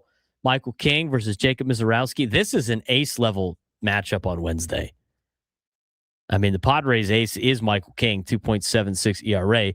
Mizorowski, one of the nastiest young pitchers in baseball right now. MLB strikeout leader. He's got 70 strikeouts already. 19 strikeouts over his last 11 and a third scoreless innings. That could be a nightmare matchup for the Padres. I mean, you scratch across the run against Mizorowski, you're going to be in a good spot. At least you got your number one going against them in Michael King. Thursday's the big swing game. Griffin Canning, Kyle Harrison. We'll talk more about this again tomorrow because we're off Thursday because that game's at 10:40 in the morning. Kyle Harrison is kind of a really good story for Milwaukee. He's got a 2.41 ERA, allowed 2 runs or fewer in every start. Another difficult matchup for the Padres. Tonight is the night to take advantage. I mean, you got to get a win today because it's going to be tough to win a series with the upcoming pitching matchups, especially since the Brewers have a top 10 rotation ERA. Bullpen is still carrying this Padres team, but they got to get the bats out early. Bold prediction for the night. Frank, what's your bold prediction of the night? Waldron goes 5, so it'd be 2 through 6. 2 runs, 5 hits. I got the Padres jumping on the starter early. I think the Pods hit 2 home runs today. 2 bombs to the Padres. That's my bold prediction of the day. Gwynn and Chris coming up next tomorrow's show. Recap game 1. We'll see if our bold predictions played out. See if the offenses turn things around. Get you ready for a couple of games tomorrow as well. Padres start their series with Milwaukee. Eco Water SoCal Padres pregame show at 3:40. First pitch 4:40. Talk to you guys tomorrow.